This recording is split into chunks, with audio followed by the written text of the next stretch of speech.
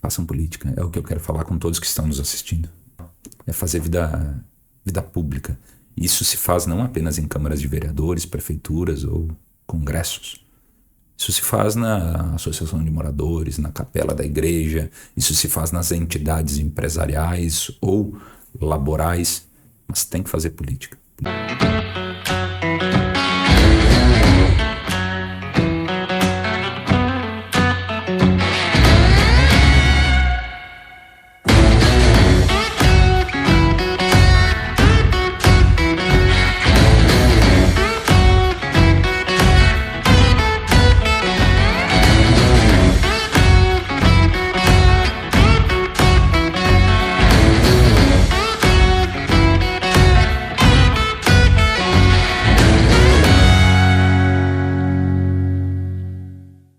Alô, alô, galera do Multiverso Podcast. Estamos começando mais um episódio. Hoje é o episódio de número 32. Eu sou o Marcelo Carvalho. E eu sou Andréele Freitas e hoje nós temos um convidado muito especial, Guilherme Pazin, deputado estadual, eleito com 57.922 votos, líder da bancada do Progressista na Assembleia Legislativa, ex-prefeito de Bento Gonçalves, bacharel em Direito e Gestão Pública e papai da Ana Beatriz e do Vicente. Seja muito bem-vindo. Muito obrigado, prazer imenso estar aqui.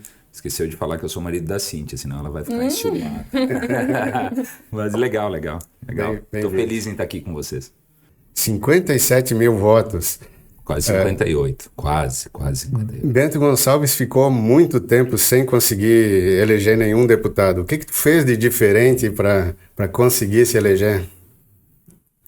Olha, 57.922 votos, é isso que eu fiz de diferente. Não, na verdade a gente trabalhou muito, né? Foi um trabalho muito bem pensado. Desde a época que eu fui prefeito, fui prefeito mais jovem da cidade, o pessoal desacreditava, né? É estranho, né? Nós estamos aí nos anos 2020, né? Eu comecei um pouco antes, mas vamos botar a partir dos anos 2000, e a sociedade às vezes ainda, ela, muito embora afirme não ter preconceitos, ela tem os seus, né? Sim. Lembro quando eu fui candidato a prefeito com 29 anos, e o pessoal fala, mas é muito jovem. Poxa, como muito jovem, né? Tu pode dirigir, tu pode administrar uma empresa e contratar seus colaboradores, tu pode votar. Por que jovem? E a gente foi passando com o tempo, e isso me deu uma casca muito forte. Eu tinha que sempre poder provar para as pessoas um pouco mais. Eu tinha que fazer melhor do que os outros faziam. Eu tive que buscar fazer mais do que os outros faziam, pura e simplesmente para provar que eu não era jovem para ser prefeito. Acho que isso me motivou a planejar muito, me deu capacidade de articular bastante, e nas últimas eleições eu trabalhei demais.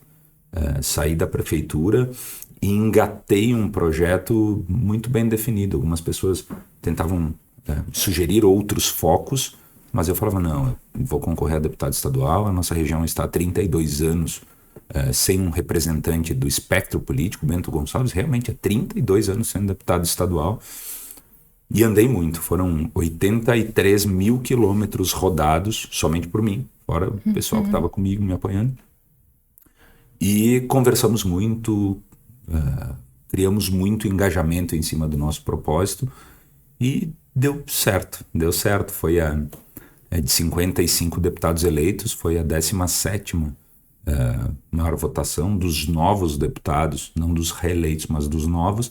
Foi uma das maiores votações. Então, estou feliz, estou trabalhando bastante, correndo muito, não parei de correr um segundo, mas tá legal. Realmente você colheu tudo aquilo que você plantou, né? Até em todos os anos que você participou, foram 8 anos aqui em Bento Gonçalves? 8 anos. Imagina. Longos anos, né? Anos. Não, e foram anos desafiadores. Exatamente. Sabe? Às vezes eu ficava pensando, eu sou muito cristão, eu sou católico e tal, praticante. E eu ficava pensando, meu Deus, por que será, sabe? Por que tanto desafio? Porque quando eu assumi a prefeitura de Bento estava numa situação muito delicada. Eu não gosto de olhar para trás, não gosto de apontar culpados, não é esse o meu propósito. Mas ela estava numa situação muito delicada. A gente estava com uma dívida gigantesca, problemas sociais muito grandes, problemas morais muito fortes. a gente foi superando isso. Eu fiz uma moratória em Bento, uma coisa inédita, que depois o governador Sartori, ele inclusive pegou o nosso modelo aí para impor no Estado também, porque foi um modelo muito, muito interessante de discutir as contas do passado e pagar com segurança. Depois vieram o quê? Os Black Blocs. Vocês lembram daquela crise dos Black Blocs, dos 20 centavos? Teve em Bento também, tiveram manifestações. Depois a crise da Copa do Mundo, acho que todo mundo lembra, as passeatas e tal. E eram situações muito difíceis, que não tinham a ver com Bento Gonçalves, mas estavam acontecendo também aqui, como em todo o Brasil. Depois nós tivemos a greve dos caminhoneiros, e foi numa tensão muito forte. Depois a gente pode conversar sobre isso. Claro. Mas para contar coisas que as pessoas não sabem, que acontecem e não se dão conta, e que podem acontecer a partir desses movimentos. Depois teve, inclusive, a pandemia.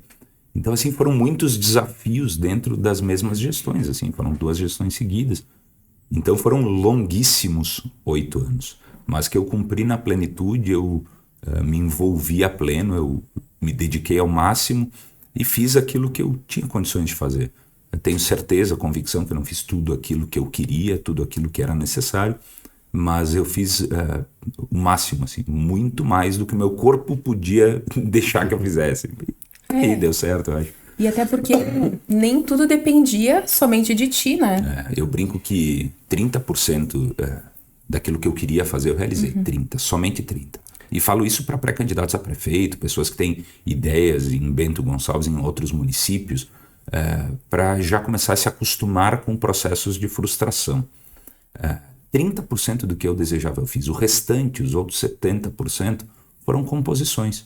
Composições políticas, e isso não é ruim, composições sociais com as entidades e com as forças vivas de Bento Gonçalves, e mais do que tudo, aprendizados, né? Nem tudo aquilo que tu deseja pode, a legislação permite ou é oportuno naquele momento, e eu fui criando dentro daqueles 70% de realizações que não era o meu desejo inicial, eu fui criando uma compreensão que o prefeito ele não é o dono da cidade.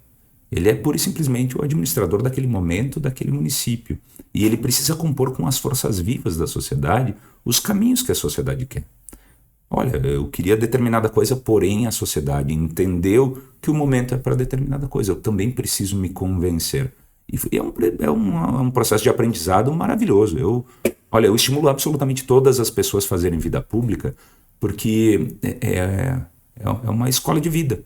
Tu interage com pessoas diferentes, tu interage com pessoas que normalmente no teu dia a dia tu não iria interagir, tu aprende com elas, tu começa a entender a vida social e tu começa a fazer sempre pelo próximo.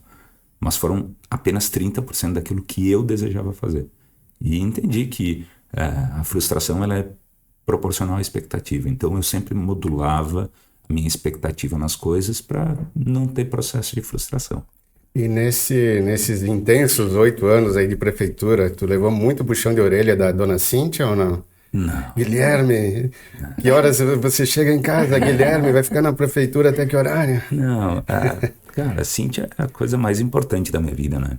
Ela me acompanha desde sempre, a gente tá muito tempo junto, né? Desde do último ano do ensino médio. E ela sempre me apoiou. A única coisa que ela se preocupava era com a minha saúde. A única coisa. Ela sempre, quando nós éramos noivos, depois casamos, depois em 2015 tivemos a Ana, em 2020 o Vicente, mas antes dos filhos, ela sempre segurou muito sozinha e forte as dificuldades de ser esposa de um prefeito. Ela nunca se valeu disso, ela sempre tocou a vida dela normal, com seus 2 empregos, como cirurgia dentista. Ela nunca foi de ir para os grandes eventos. Bom, vocês são daqui, sabem, ela é super discreta. E ela sempre segurou muito forte essa condição. Ela abriu mão de muita coisa para me dar segurança. E até hoje, né? Eu com essa vida de estrada, vivendo uma parte da semana em Porto Alegre, outra na estrada e um pouquinho só em Bento, ela segura muito forte. Então, ela nunca me puxou a orelha, pelo contrário. Ela sempre esteve disposta e pronta para conversar comigo quando eu precisava conversar com ela. E por isso que a gente fica até meio estranho falando assim, de uma pessoa que a gente ama tanto. Mas ela sempre foi um esteio para mim. E isso não tem escola. Por isso que eu valorizo muito, sabe? Não tem escola. Ninguém te ensina a ser um prefeito e muito menos, bom, tem alguns cursos, formações, mas é completamente diferente. Mas ninguém, mais do que isso, ninguém te ensina a ser esposa ou marido de um político. Ninguém. Não existe nem quem te dê dicas sobre isso. E é por isso que eu valorizo tanto ela. Nunca puxou de orelha, sempre esteve lá pronta para me ajudar e cuidando da minha saúde. Tu falou que não tem, né, não tem uma escola para isso. A minha curiosidade tu é um grande orador, tu tem o dom da oratória, tu te expressa bem. Eu tenho curiosidade de saber o que te fez te interessar pela política e se o Darcy Posa foi uma referência no teu início como homem público, porque ele era um grande orador também, né? Tu aprendeu muito com ele? Darcy sempre foi minha referência no início, no meio, que é hoje, e será até o fim. Dos políticos mais brilhantes que eu já conheci, com todas as suas complexidades, sim, complexidades. Ele tinha uma mente incrível. Ele conseguia enxergar os impactos de absolutamente tudo. Absolutamente tudo. E essa complexidade de visão dele é algo que eu pude conviver e espero ter conseguido aprender um pouquinho, sabe? Oratória, veja, a oratória, eu nunca considerei a minha oratória uma boa oratória. O pessoal fala do meu discurso, eu nunca considerei o meu discurso algo...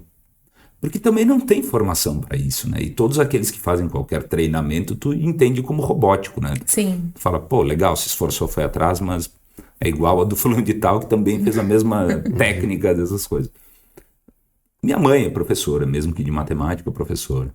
Meus pais, desde muito cedo, né? Trabalhadores. Meu pai veio de fora para fazer vida em Bento e prosperou aqui. Minha mãe, professora, cuidou da família, toda. Eles sempre disseram o seguinte, que eles poderiam tirar tudo e perder tudo na vida, mas tudo aquilo que eles poderiam dar seria educação para os filhos. E eles nunca pouparam na nossa educação, na minha e da Lilian, da minha irmã, que é médica. E minha mãe sempre falou o seguinte, leia tudo. Leia desde bula de remédio até revista em quadrinho, leia...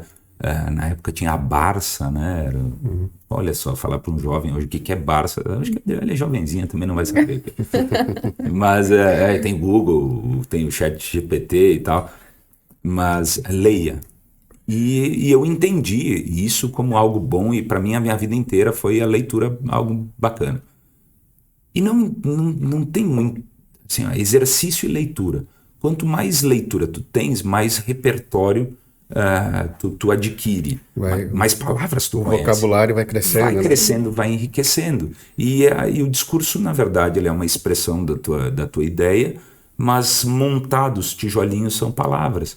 E dependendo do ambiente, as palavras escolhidas elas são outras, são mais animadas, elas são mais carregadas, mais tristes, mais felizes. Tu vai montando isso de acordo com o ambiente que tu estás. Agora, sem técnica, muito coração. E o Darcy era isso.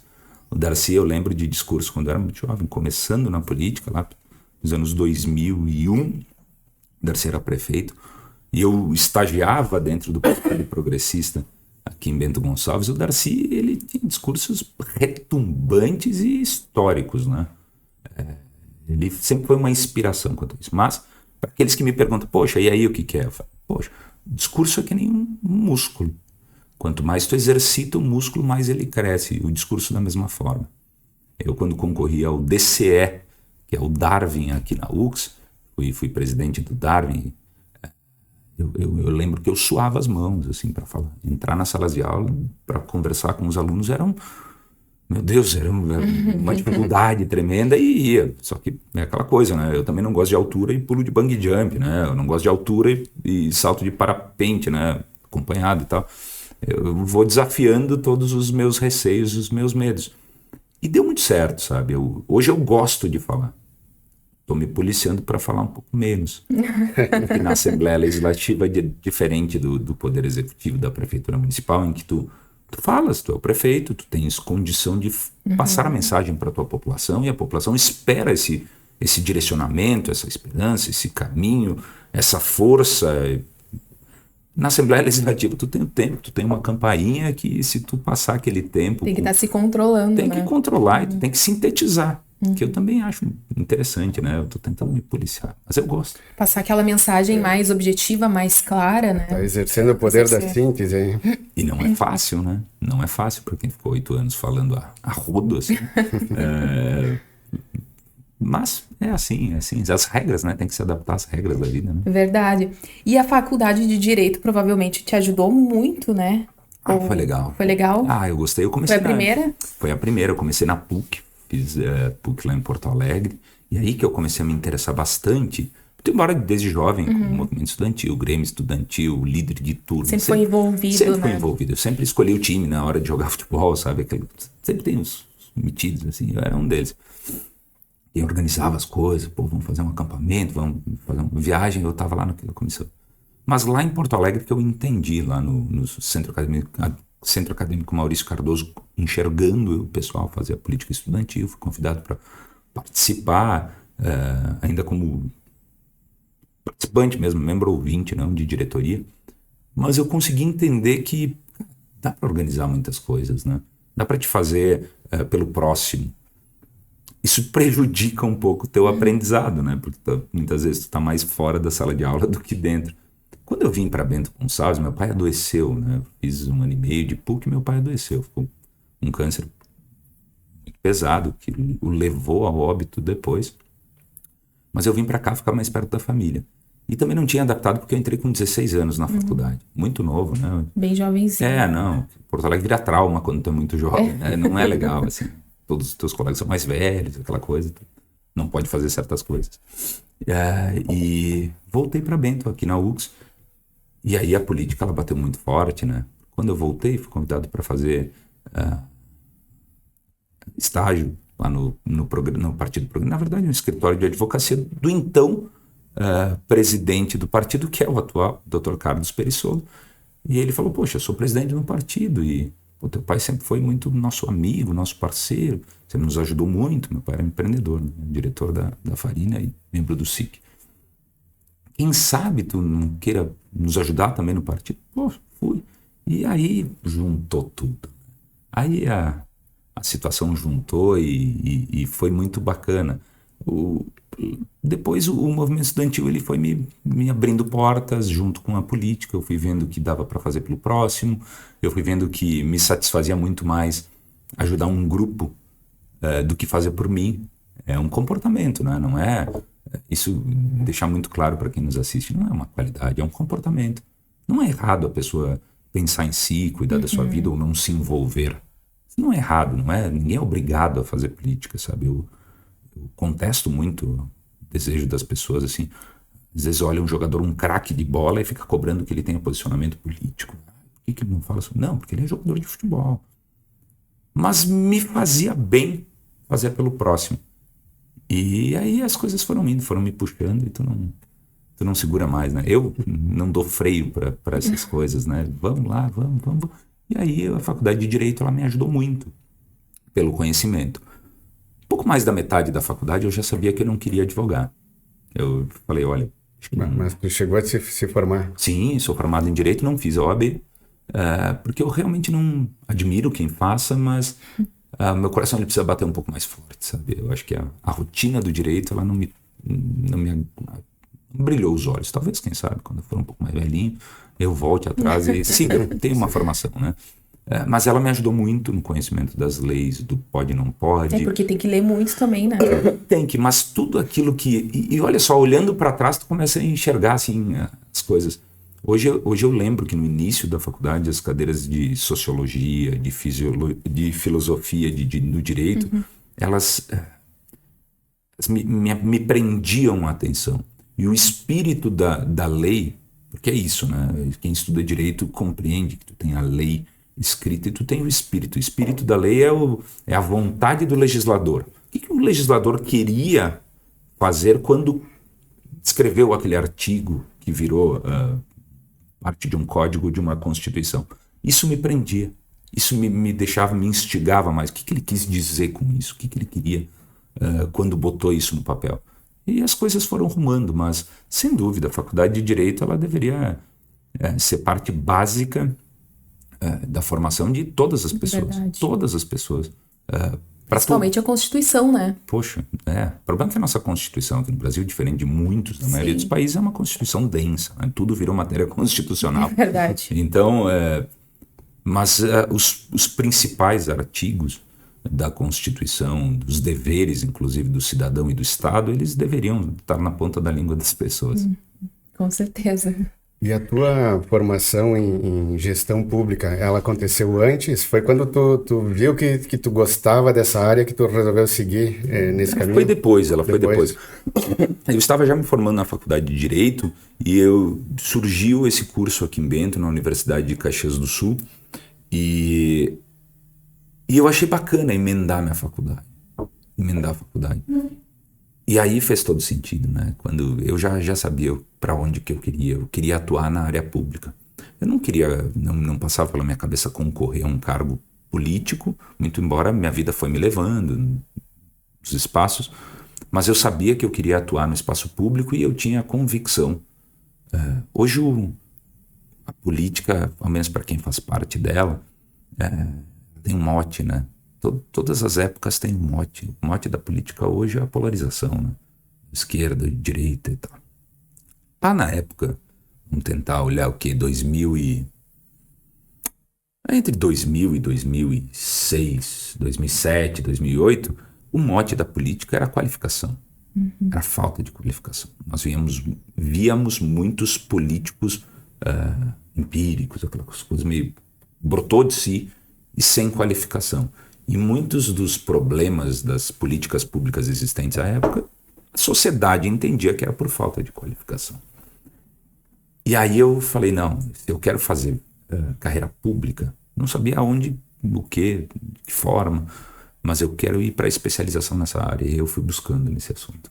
E foi uma experiência sensacional. Eu adorei, fiz grandes amigos na faculdade de gestão pública e mais do que isso, eu conheci um mundo diferente. Um mundo do bastidor da execução, né? A faculdade de gestão pública ela não te ensina a ser prefeito nem vereador, mas ela te faz conhecer as regras da administração pública, os princípios da administração pública e as ferramentas que tu podes usar para fazer gestão pública, seja como prefeito, como servidor concursado, como prestador de serviços públicos. Então foi bacana, mas foi depois. E, Pazin, qual que foi o teu maior desafio como prefeito em Bento Gonçalves? Claro que tem muitos, né? Foram 8 anos. Tem um assim que tu lembre, nossa, esse foram aqui. Vários. Foram vários. Eu queria marcar muito a época aqui na cidade com obras que poucas pessoas acreditavam. Eu comecei a entender porque as coisas não aconteciam na cidade. E eu entendi que não é simples. Para fazer uma obra, tu não tem que ter a tua vontade é uma só, né? Como nós falávamos antes. O prefeito, ele é o administrador. Agora a vontade é da sociedade. Se a sociedade, ela quer algo, ela cria um movimento de empuxo que facilita as coisas. Tem coisas que tu acha que é importante para a sociedade, mas tu não enxerga o comportamento social. Então, alguns dos desafios que foram propostos, que eu entendi por adequado, eles se deram por criar um movimento na sociedade. Por exemplo, nós queríamos desenvolver Bento e desenvolvemos, por óbvio. Como a gente pode fazer? Como a gente pode chegar num ponto em que grandes empreendimentos viessem para a nossa cidade? Como a gente pode atrair o grande capital para Bento Gonçalves? Bom, pelas nossas estradas é difícil. Eu vou pegar um caso, por exemplo, do asfaltamento da construção do aeródromo municipal. Porque é uma obra sensacional. 1.397.000, talvez, metros de pista. Aquilo é sensacional. Agora, o terminal de passageiros está sendo concluído com uma emenda que nós articulamos com o senador Reis.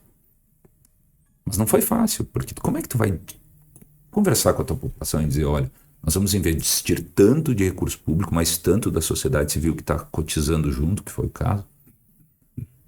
Sendo que a gente tem desafios na área da assistência social, na área da saúde. Uma coisa ela não interfere na outra, são recursos diferentes, muito embora sejam todos públicos e do pagador. Mas tu tem que saber sopesar as coisas. fizer pura e simplesmente saúde, tu não gera emprego para tua população. Se tu gerar muito emprego para a população e tu não fizer escolas, a população não vai vir para trabalhar aqui porque não vai ter onde a criança estudar, ou tu vai ter um jovem que ele não vai ter letramento suficiente para executar suas funções. Então é sempre um jogo de equilíbrio. Mas algo que marcou época, eu não sei, foram tantas coisas, né? Poxa, A pandemia, tu pegou a pandemia uma boa parte. infelizmente.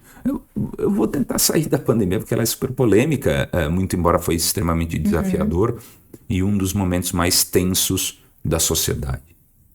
Vamos voltar depois. Mas um dos momentos mais, e eu queria falar antes, é a greve dos caminhoneiros. Pouca gente se dá conta do que é a greve dos caminhoneiros, porque também não é função do cidadão enxergar sob todos os âmbitos do prisma. Era necessário? Claro que era. Um momento conturbado? Claro que sim. Eu estou querendo dar simplesmente a versão de quem estava atrás do birô do prefeito, né? Que eu estava como prefeito. As pessoas não se dão conta que a água ela não brota pura da terra, ela precisa de um tratamento. Aqui na nossa cidade, quem faz o tratamento é a Corsan. A Corsan não, e para fazer o tratamento da água, tu precisa de componentes químicos. E não existe um estoque infinito de componentes químicos. O estoque da Corsan, se não me engano, é em Nova Santa Rita. E nós recebemos dentro daquele momento da greve dos caminhoneiros e faltava combustível e não sei o que e tal, vai para um lado, vai para o outro. O pessoal não se dá conta que a ambulância também precisa de diesel, né? É verdade. Carros públicos, carro da polícia precisa de gasolina. Então o pessoal fechava e o resto como é que funciona? E na questão da água, eu me lembro que estávamos reunidos e tocou meu telefone, era o gestor do Hospital Taquini, o Wilton Mâncio. Ele falou: Guilherme, eu preciso falar contigo de forma urgente. Eu falei: ótimo, urgente é agora, vamos lá. Ele falou: sabe quantas pessoas fazem tratamento renal aqui em Bento? E ele me deu um número, 70 pessoas por dia, uma coisa muito grande, hemodiálise. E ele falou: essa água precisa ser tratada. Eu falei: pois bem.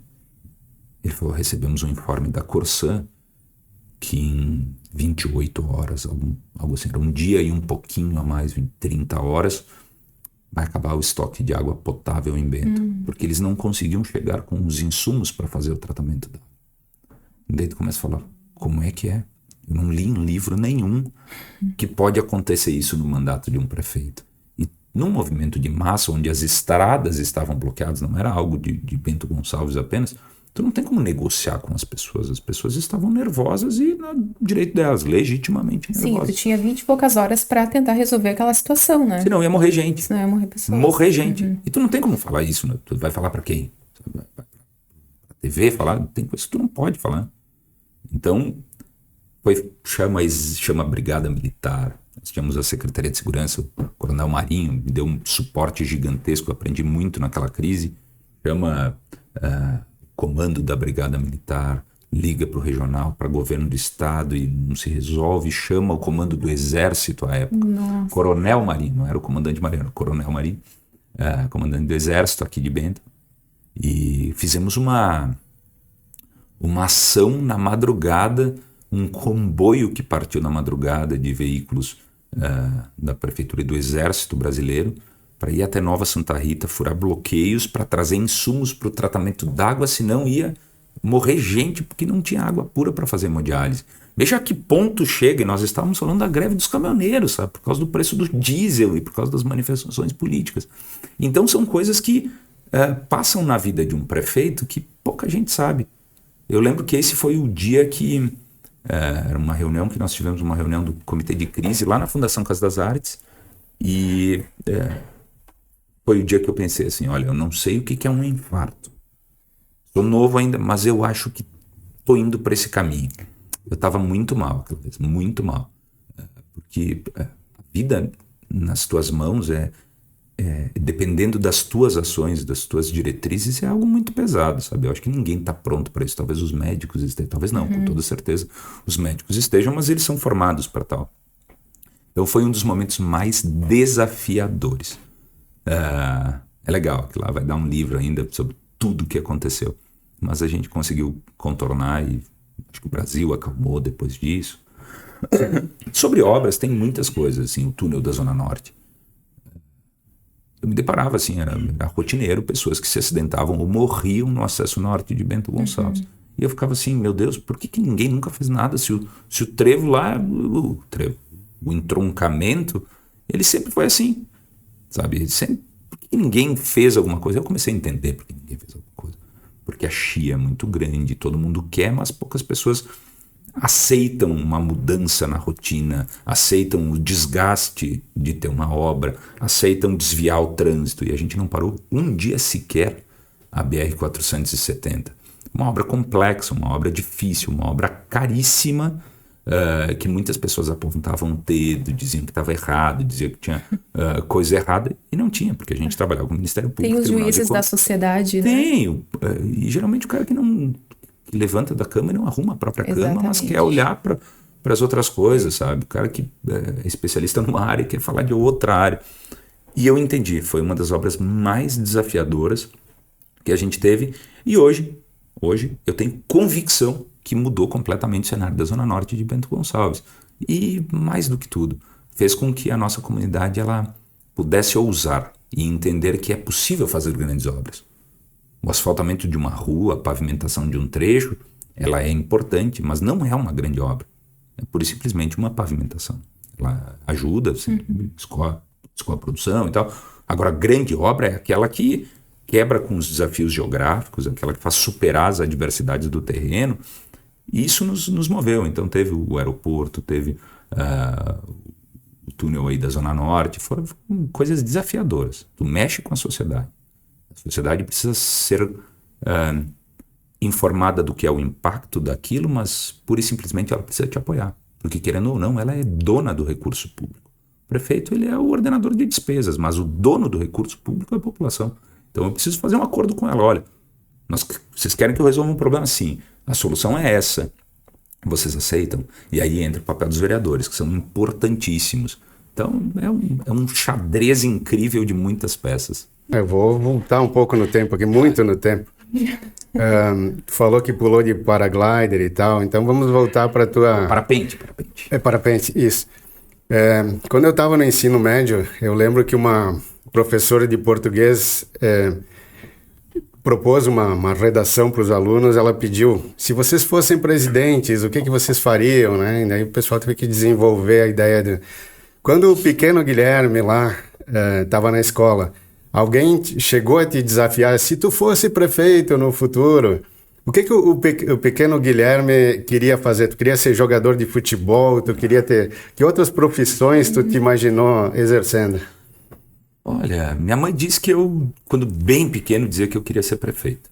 Eu não lembro dessa fase. Eu olhava muito meu pai era administrador de empresas, né? Então, a vida inteira com carreira na mesma empresa, no mesmo grupo familiar, eu tinha ele como uma grande referência. Desde que eu me lembro, eu queria ser advogado empresarial. Eu queria advogar para empresas, mas não o contencioso, né? Não o judicial. Eu queria trabalhar internamente nas empresas para evitar o contencioso. Era o que eu queria desde pequeno. Era isso. Por isso que eu fui para a faculdade de Direito. E sempre muito bem alinhado. Faculdade de Direito. Fazia aqueles testes com psicólogos nas escolas, né? Ainda me lembro da Ciane, que era psicóloga lá numa das escolas que eu estudei. E dava lá, o vocacional dava direito certo, né? Então era isso. Uma das coisas que talvez algumas pessoas não saibam é que tu sempre treinou artes marciais, né? Tu chegou à faixa preta, é isso? Faixa preta. Olha aí. Essa orelhinha aqui é por isso. Desvio de septo, hérnias de disco, coisa assim, tudo por isso. Tu treinava na garra com o Veríssimo? Sim, muito tempo, foram mais de 15 anos treinando, é a minha segunda família. E é um hobby ou tu já competiu, assim? Competi, fui o primeiro medalhista da cidade em campeonatos brasileiros, fui terceiro colocado no campeonato brasileiro, muitos campeonatos gaúchos, a gente lutava, sul brasileiro, tem medalha pra caramba disso. Mas mais do que tudo me fez uma nova família, eu convivo com eles até hoje, muito embora não consiga mais treinar, garotada lá da época, aí, os velha guarda aí, vamos treinar, vamos dar um treino, às vezes eu vou sair mais do que quebrado, eu acho que... Mas levo todo sábado que eu tô aqui, eu levo minha filha para aula de jiu-jitsu. Ela treina aos 7 anos, ela já tá há 3 anos já no jiu-jitsu, 2,5. Adora. E eu também. O jiu-jitsu é uma escola de vida, sabe? Se tu me deixar, eu esqueço política, eu fico falando só do jiu-jitsu, porque eu sou apaixonado. E como é bom, né, incentivar o esporte, ainda mais tu comentou que tem a menina que tu já leva ela, né? Já. E com certeza isso foi muito bom pra ti. Total. Porque aquela pressão que tu tem da vida política, provavelmente tu tenha ficado mais tranquilo exercendo esse tipo de esporte. Eu acho que a influência porque depois que eu entrei na prefeitura, eu relaxei da prática do jiu-jitsu. Eu parei de treinar o jiu-jitsu, esporadicamente ia lá com os meus amigos, mas muito mais por uma relação de amizade, de estar próximo dos teus. Porque o jiu-jitsu tu tem que estar concentrado. É uma arte marcial e é uma luta que tu precisa estar focado não apenas para não se machucar, mas principalmente para não machucar o teu colega. Independente de técnica, tu tá usando força e alavancas. Então, isso eu não consegui mais controlar o meu pensamento. Eu estava muito focado na prefeitura, no trabalho da prefeitura. Eu tinha dificuldade de dormir por causa disso. Então eu falei, não, acho que eu tenho que dar uma paradinha. Mas o jiu-jitsu, ele me ensinou muito sobre controle. A disciplina. Disciplina, o controle do meu pensamento, o foco nas coisas, os objetivos e resultados. Isso é fundamental na minha vida até hoje. Fundamental na minha vida. Nos momentos mais tensos, eu consigo ficar muito calmo. Eu vejo que outras pessoas que não têm essa vivência no esporte, nos momentos difíceis, elas ficam muito nervosas. E eu fico muito calmo. Um momento, sei lá, vamos pegar um momento, um dia da eleição. Tem gente que toma calmante, assim, e eu fico muito calmo. Muito calmo. Eu busco ficar próximo dos meus, busco conversar com as pessoas que eu gosto. Eu não demonstro reação de nervosismo algum, porque eu não sinto nervosismo. Mas eu sempre competi. Sempre competi. Joguei nas categorias de base do esportivo, jogava muito futebol. Joguei vôlei. Falecido professor Clemente, lembrava isso, que eu sou da primeira turma que ganhou uma medalha, que disputou um campeonato em nível nacional pelo Bento Vôlei. Na época era César Isabela, César Farina. A gente foi para Teresópolis jogar o Campeonato Brasileiro de Vôlei, disputava muito. Todos os esportes, fazia tudo. Eu acho que, como minha família não tinha muito dinheiro para contratar alguém para cuidar da gente em casa, no turno inverso da escola, eu brinco que ela me botava a praticar esporte, eu e minha irmã. Então a gente jogava tudo. E eu gosto, o esporte ele é uma escola. Agora, nem todos os esportes eles te ensinam. Nem todos os esportes. A arte marcial, sim. A arte marcial te ensina. Tanto por isso que no meu primeiro mandato a gente iniciou um processo de contraturno escolar com base em esportes e com ênfase muito grande nas artes marciais. Jiu-jitsu chegou a ter o mestre Eduardo, o secretário Eduardo, continua até hoje, mas eu me lembro que na época foi um boom. Tinha milhares de crianças praticando jiu-jitsu, porque eu acredito que ele faz bem. Ele não é uma luta de impacto, ele não tem soco, não tem chute, não tem joelhada. E ele faz com que tu consiga controlar o teu corpo bastante para te proteger. Foi criado um esporte a partir de uma técnica de defesa pessoal. Defesa pessoal mais completa do mundo, que é o jiu-jitsu. Então tu se sente bem, tu vira autoconfiante.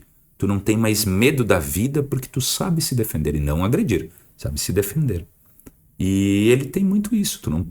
Para impor a tua dominância, tu não precisa ter golpes contundentes. Usa a força do adversário, né? Só força do adversário e alavancas, técnicas de alavancas. Óbvio que o esporte, né? Então, técnica contra técnica, a força ela é necessária. Mas é um esporte maravilhoso. Eu aconselho todos que puderem, de crianças a idosos, a praticarem jiu-jitsu. E aí outro benefício é que as crianças da periferia, as crianças que poderiam ficar na rua, passam a ter uma atividade, né? Passam além da disciplina, passam o jiu-jitsu para todos que a gente implantou. E o legal do jiu-jitsu é que dentro do tatame, todo mundo usa a mesma roupa. Tu não tem uma roupa mais cara do que a outra. Todo mundo entra de kimono. Todo mundo igual, né? Todo mundo é igual. Mas não importa se tu é bonito, se tu é feio, se tu é rico, se tu é pobre, se tu mora no bairro mais periférico ou no bairro mais central da cidade. Não importa. O que importa lá é que tu tá lá para competir ou para treinar. E tu passa a respeitar o teu colega, porque sozinho tu não pratica. Tu precisa de alguém para praticar contigo. Então são vários pequenos ensinamentos que vão compondo a tua matriz de ser, né? Vai compondo o teu eu. Então eu não consigo ver, olha, passaram milhares de pessoas na academia, assim, eu disputava, competia e vivia a academia na minha época de faculdade até. Olha, é incrível como torna pessoas ruins em pessoas boas. Torna pessoas insensíveis em corações grandes. Tornam pessoas individualistas em pessoas que querem ajudar o próximo. É incrível. A Garra é uma escola de vida. Eu falo pouco do Eduardo porque tá sujeito até a gente se emocionar, porque eu vi o que ele fez na minha vida. Foi bem na fase em que meu pai faleceu. Eu estava perdendo uma referência em casa. E eu precisava, tinha minha mãe e minha irmã, eu precisava me mostrar forte para elas. Né? Não derramei uma lágrima no falecimento do meu pai, porque elas não podiam me ver chorando. E foi uma fase que eu precisava de uma referência. Eu precisava alguém que eu soubesse que eu estava amparado. E a academia, na época, ela fez isso para mim. A Garra, ela fez isso para mim. É a minha segunda família. Minha segunda família. É algo legal. Nossa, que incrível, né? Tu se preparou, tu se fortaleceu. É uma forma de honrar a tua mãe, né? Não demonstrando tua fraqueza, mas sim amparando. Eu acho que foi isso. Foi uma coisa meio natural, sabe? Não foi uma coisa de filme. Não, foi uma coisa assim, olha... É um momento difícil para todos. Sim. Inexplicável o que é isso, a perda de alguém próximo. Mas eu sei que precisa ter alguém forte nesse momento. Tem a minha irmã mais velha, um pouquinho mais, não parece, mas ela é mais velha. E a minha mãe, eu falei, olha, bom, já escolhi quem não pode quem não pode dobrar os joelhos. Já escolhi quem não pode derramar uma lágrima. E eu falei, minha função é essa. Só que eu tinha que botar para fora, né? Eu tinha que extravasar aqueles sentimentos. E lá na academia foi bom por isso. Foi bom por isso. O tatame é bom para isso. Tu joga para fora os teus problemas, as tuas frustrações, e tu canaliza coisas puras. Tu ajuda as pessoas. E aí a gente ajudava, era monitor de turma, quebrava os galhos do Eduardo, fazia palestras nas escolas, ia mostrando, difundindo a arte marcial. Foi um momento bom. O Eduardo está convidado também a participar. Vem aqui. Está na nossa lista. Né? O jiu-jitsu, quando se popularizou, surpreendeu o mundo, né? A família Gracie, os americanos, né? Começaram a botar várias artes marciais competirem umas com as outras e o jiu-jitsu ganhava das demais, né? Então isso eu acho que ajudou a popularizar nos Estados Unidos. Né? Foi uma forma que eles utilizaram para vender a arte marcial deles, né? Eu não quero voltar na história, como surgiu, como foi adaptado no Brasil, o jiu-jitsu brasileiro, né? Diferente do jiu-jitsu tradicional japonês que ressurgiu a partir do sucesso do jiu-jitsu brasileiro. Mas a família Gracie, ela foi a proponente dessa mudança a partir das adaptações que fizeram com Hélio e Carlos Gracie. Chegou um momento que a vida deles isso, e eles queriam provar para o mundo que era a melhor arte marcial de todas. Eles dividiram a família, um grupo foi para os Estados Unidos, um grupo foi para o Japão. E o objetivo deles era fazer pequenos campeonatos ou mesmo invadir academias de outras artes marciais para propor desafios. Kung Fu, do Full Contact, outras artes marciais. Queria provar que a dele era boa. E aí esses campeonatos foram surgindo. A partir disso, o UFC ele foi criado por Rorion Gracie, irmão do Royce Gracie, do Rickson, do pessoal, com o objetivo de vender um espetáculo que nada mais era a minha arte marcial contra a tua. E deu muito certo. Depois ele foi vendido e tal. O Rickson Gracie foi pro Japão fazer isso. Falo do Rickson porque essa semana saiu uma notícia. Pô, a gente fica chocado. O cara é um herói, né? Um samurai.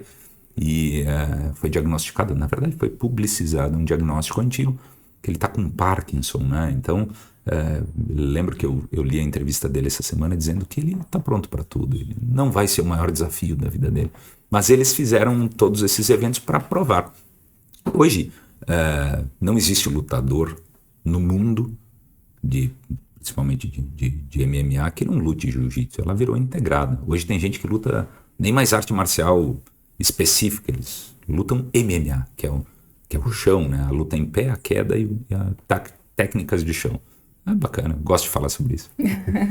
Parece que fuge um pouco da minha vida, assim, falando sobre isso, né? E hoje em dia, na Assembleia, sobra tempo para ter uma atividade, um hobby, assim? Qual que... Ainda não. Não? Ainda não. Faço academia, né? Lá no prédio, dou minha corrida, voltei a correr e tal. Mas ainda não. Eu pretendo voltar mesmo. Essa é uma das promessas que eu não estou cumprindo comigo, né?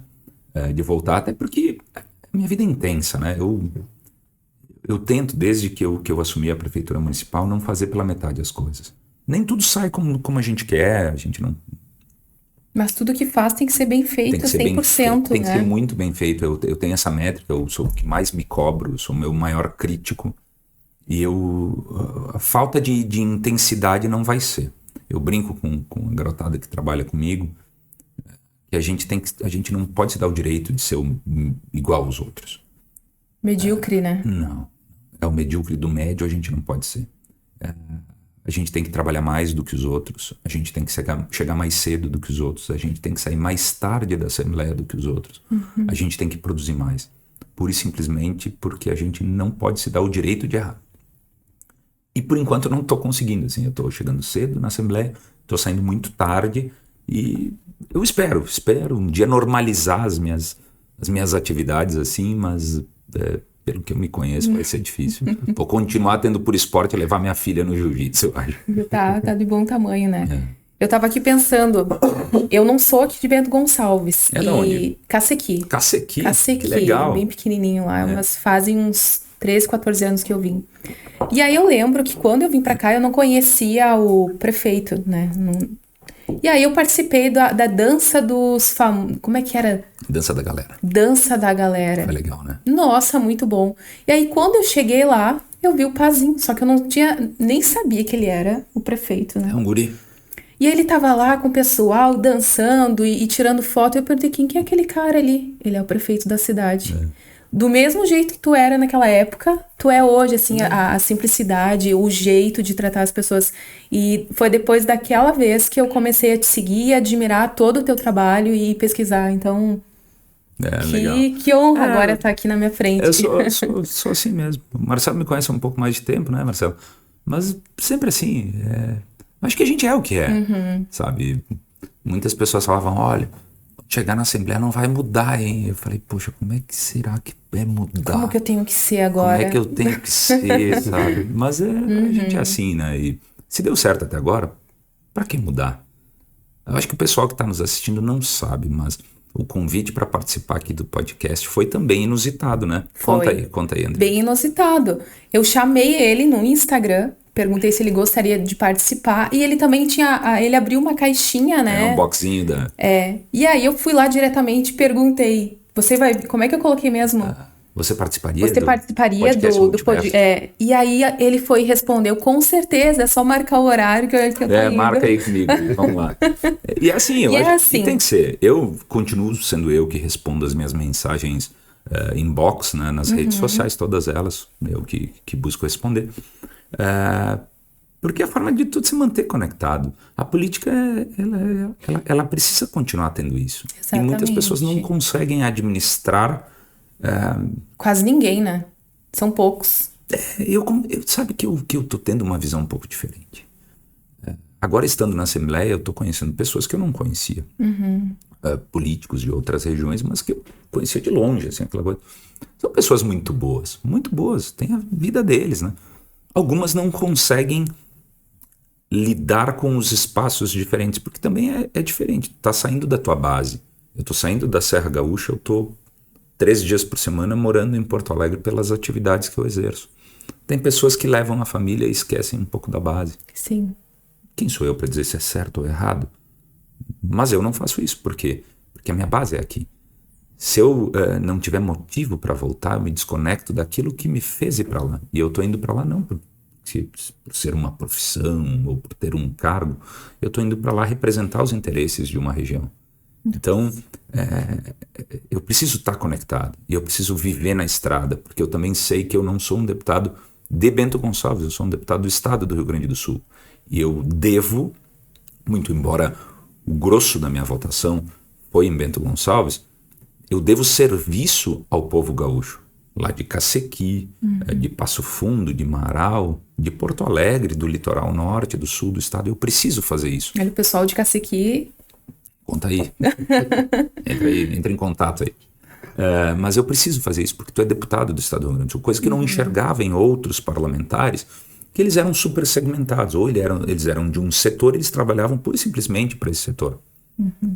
Mas quem paga despesa deles lá na Assembleia Legislativa é o povo gaúcho. E eu não me sentia representado por isso.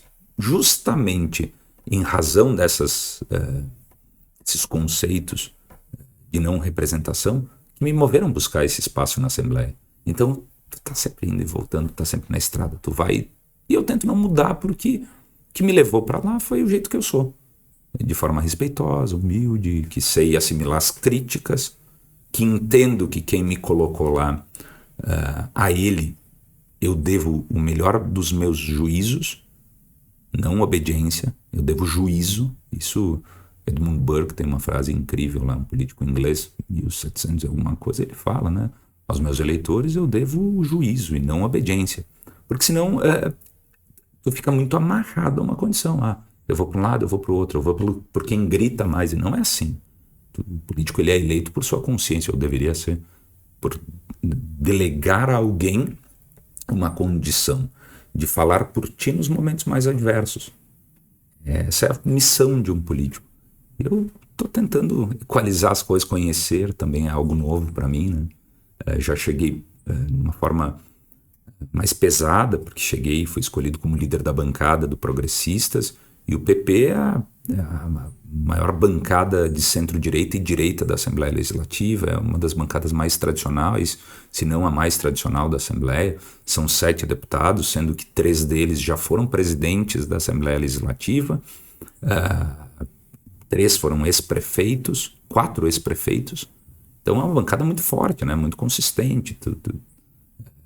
E fui escolhido e estou estou buscando realmente exercer a minha função a pleno. Está representando muito bem. Estou tentando. Olha, por falta de esforço não é, mas tem muito a melhorar ainda, tem muito a melhorar.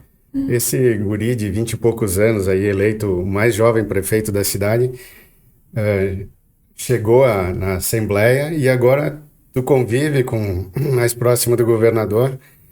E na semana passada, se não me engano, vocês receberam a visita do Bolsonaro também, né? Eu queria que tu falasse um pouquinho do como que tu vê o Bolsonaro hoje em dia. Ele ainda é o principal nome da oposição ao governo federal. Tu acha que o Bolsonaro tem condições de transferir os votos dele, e ele se tornou inelegível agora, cabe recurso, né?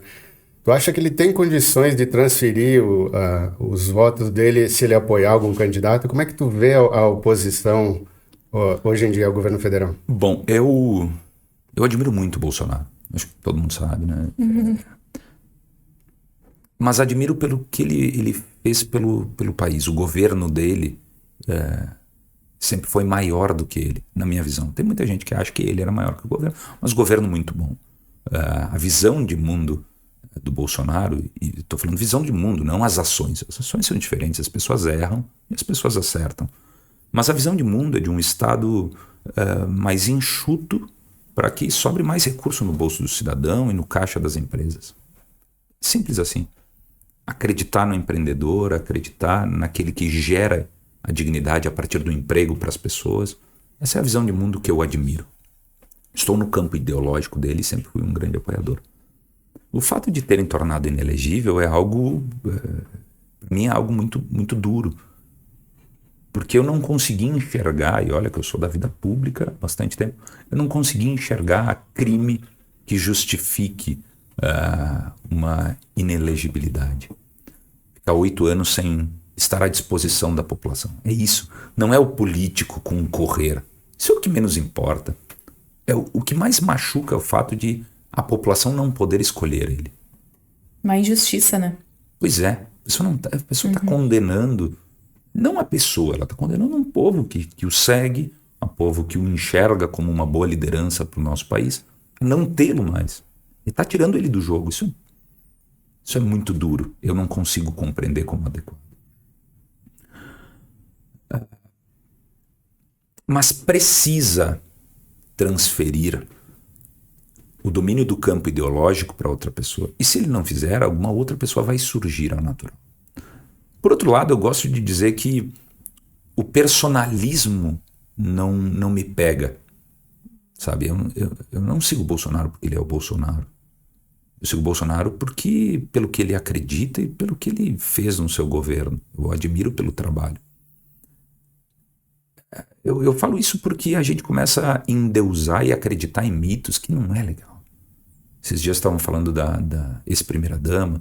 O Bolsonaro vai lançar a sua esposa, Michele Bolsonaro, concorrer a presidente. Eu acho isso horrível.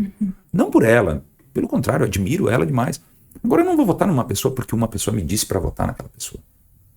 Eu preciso votar pelo que ela pode nos levar como líder do país.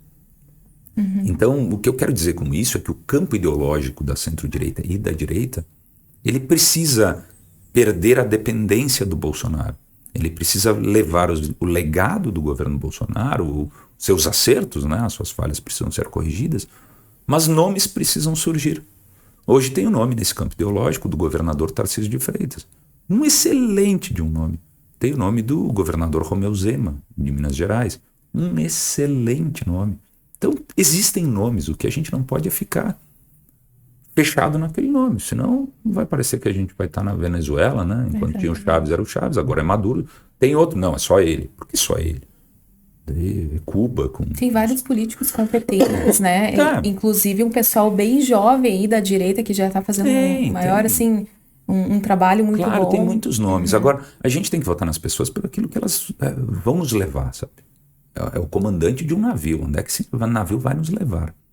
E não pela pessoa, pura e simplesmente. Eu acho isso um movimento muito mais de torcida do que de consciência política. Agora, erramos muito, né? Erramos. Eu errei no meu governo. O governo federal, o governo do Bolsonaro também errou em certas situações. O que a gente não pode é ser refém da situação. A gente precisa aprender com os nossos erros. Reconhecer os nossos acertos, reconhecer os nossos erros e trabalhar para mudar eles. Se a gente ficar muito fechado, a gente vai endeusar certa pessoa e não vai reconhecer os erros. Se a gente não reconhece os erros, a gente tem que admitir as derrotas. Então, o campo ideológico ele precisa ter nomes. E tem nomes. Tem nomes. Se não tem, a gente tem que produzir esses nomes. Agora, eu que sou um crítico do governo do PT, dos governos do PT, não por eles e não por não é ódio, é crítica. É porque eu não acredito no campo ideológico deles, eu não acredito nas soluções e no repertório de soluções. Busco não pessoalizar as minhas críticas, mas contundentemente contraponho a sua visão de mundo. Eu acredito que a forma como eles exercem as apresentações de soluções, elas são completamente equivocadas e levam o nosso país à bancarrota, e como levou o nosso Estado ao fracasso. Levou o nosso Estado. Nosso Estado ele tem problemas gigantescos. Eu acho que a gente vai conversar sobre isso. Mas tem problemas gigantescos que foram muitos deles produzidos pelo excesso de populismo. De forma inocente, muitas vezes, mas outras formas foi sob o aspecto de manutenção de poder. Eu vou fazer para permanecer no poder. Isso fez quebrar o Rio Grande do Sul. Isso que aconteceu com o Bolsonaro preocupa bastante, porque não foi só ele, né? Outros candidatos de direita estão se tornando inelegíveis. O Deltan Dallagnol perdeu o mandato. O judiciário dá a impressão que ele está avançando em áreas que não seriam da alçada deles, né? Tá invadindo o legislativo, invadindo o judiciário, ideologizando, né? Acho que a gente está com um problema de competência muito grande e a culpa ela é compartilhada. Sim, o judiciário está indo muito além das suas competências e funções. Sim, isso é verdade. Agora a gente tem que entender também o porquê das coisas. Acho que o legislativo, por muito tempo, foi falho. O judiciário, em tese, ele tem que entrar em campo quando existe conflito entre a norma e a execução, entre a lei e quem opera a lei. Então vamos lá, entre o legislativo e o executivo, se tem conflito disso, o judiciário entra em campo para definir. Não está acontecendo por falha legislativa. O desenho legislativo é ruim, as nossas legislações elas são subjetivas e não objetivas, elas são muito amplas e quem abre muito leque perde muita atuação. Então a falha, o excesso do STF, ele me parece que está se dando também por um erro muito grande do legislativo. No entanto, o que a gente enxerga hoje é um processo de revanchismo muito, tanto do governo federal eleito, quanto do Supremo Tribunal Federal e das outras instâncias judiciais lá em âmbito nacional. Parece que é para se vingar. Parece que é para se vingar. E isso não é legal. Porque se existe uma regra na vida, é a elasticidade do retorno. Aquilo que tu puxa muito para um lado, quando tu solta, ele volta com a mesma força. E eu temo demais por isso, porque entre essas brigas que ocorrem na capital federal, tem nós o povo, eu diria Luís XIV, talvez na França, nós o povo que vamos sofrendo com todas essas disputas. Então, temo muito por isso, muito. Acho que estão passando do limite barbaramente. Não é legal. Isso vai começando a dar um enrijecimento da política, um acirramento que ele não é bom. A democracia ela prega a discussão das ideias e não o embate físico. E a gente está indo para um campo muito perigoso. Eu espero que as coisas mudem, realmente. Espero que as coisas mudem, mas precisa ter um contrato social diferente. Aproveitando o gancho, qual mensagem, né, você deixaria para as pessoas que querem fazer justiça com as próprias mãos, né? A gente sabe que esse resultado do Bolsonaro, que agora ele não vai mais poder se reeleger em 8 anos, as pessoas ficaram bravas, odiando, gritando, querendo sair para as ruas novamente. O que tu acha disso? E que mensagem tu deixa para que as pessoas se acalmem, para que elas entendam? Porque é muita gente, né? É difícil pedir para se acalmar quando nós mesmos estamos revoltados. Eu, no caso, né? Estou me sentindo até um pouco receoso, né? Fazer política está ficando perigoso. Tá. Está ficando perigoso porque tu está sendo monitorado a todo momento. Não pode mais expor nossas ideias, né? Pois é. O pessoal está relativizando a liberdade de expressão. É muito complicado tudo isso. Mas o que eu falo para todos os indignados, assim como eu, é que a gente não pode desistir de fazer política. O Bolsonaro ele tem um processo judicial, vai precisar recorrer e conversei com ele no dia que estava sendo julgado, inclusive em Porto Alegre, no início do seu julgamento. E ele falou, olha, vamos tocar para frente, eu sei o que vai acontecer, mas vamos tocar para frente. A gente não pode parar. O Brasil não pode parar. E a gente tem que capitular isso e entender que o jogo ele é pesado, mas a gente não pode deixar de fazer política. O afastamento da população da política em razão disso, ele só ajuda o outro lado. Só ajuda o outro lado. Pelo contrário, agora é que a gente tem que se unir cada vez mais e entender que a gente precisa mais peças para esse jogo e que o jogo é pesado. A gente não pode, quando chegar no poder, errar. Não pode errar. Lembra quando a gente falava, minha equipe tem que trabalhar mais do que os outros, tem que chegar antes, tem que sair depois? A gente não pode errar. Porque tem muita gente querendo puxar o tapete. Muita gente. E muitas vezes as razões elas são as puras, muitas vezes as razões não são as mais puras. Eu que quero fazer a boa política, que estou buscando fazer o melhor para a minha comunidade, eu não posso errar. Porque se eu errar, alguém pode chegar lá e se alguém pode não ser melhor do que eu. Pode querer fazer coisa errada lá. Então, não me dou direito. E a direita e a centro-direita tem que pensar dessa forma também.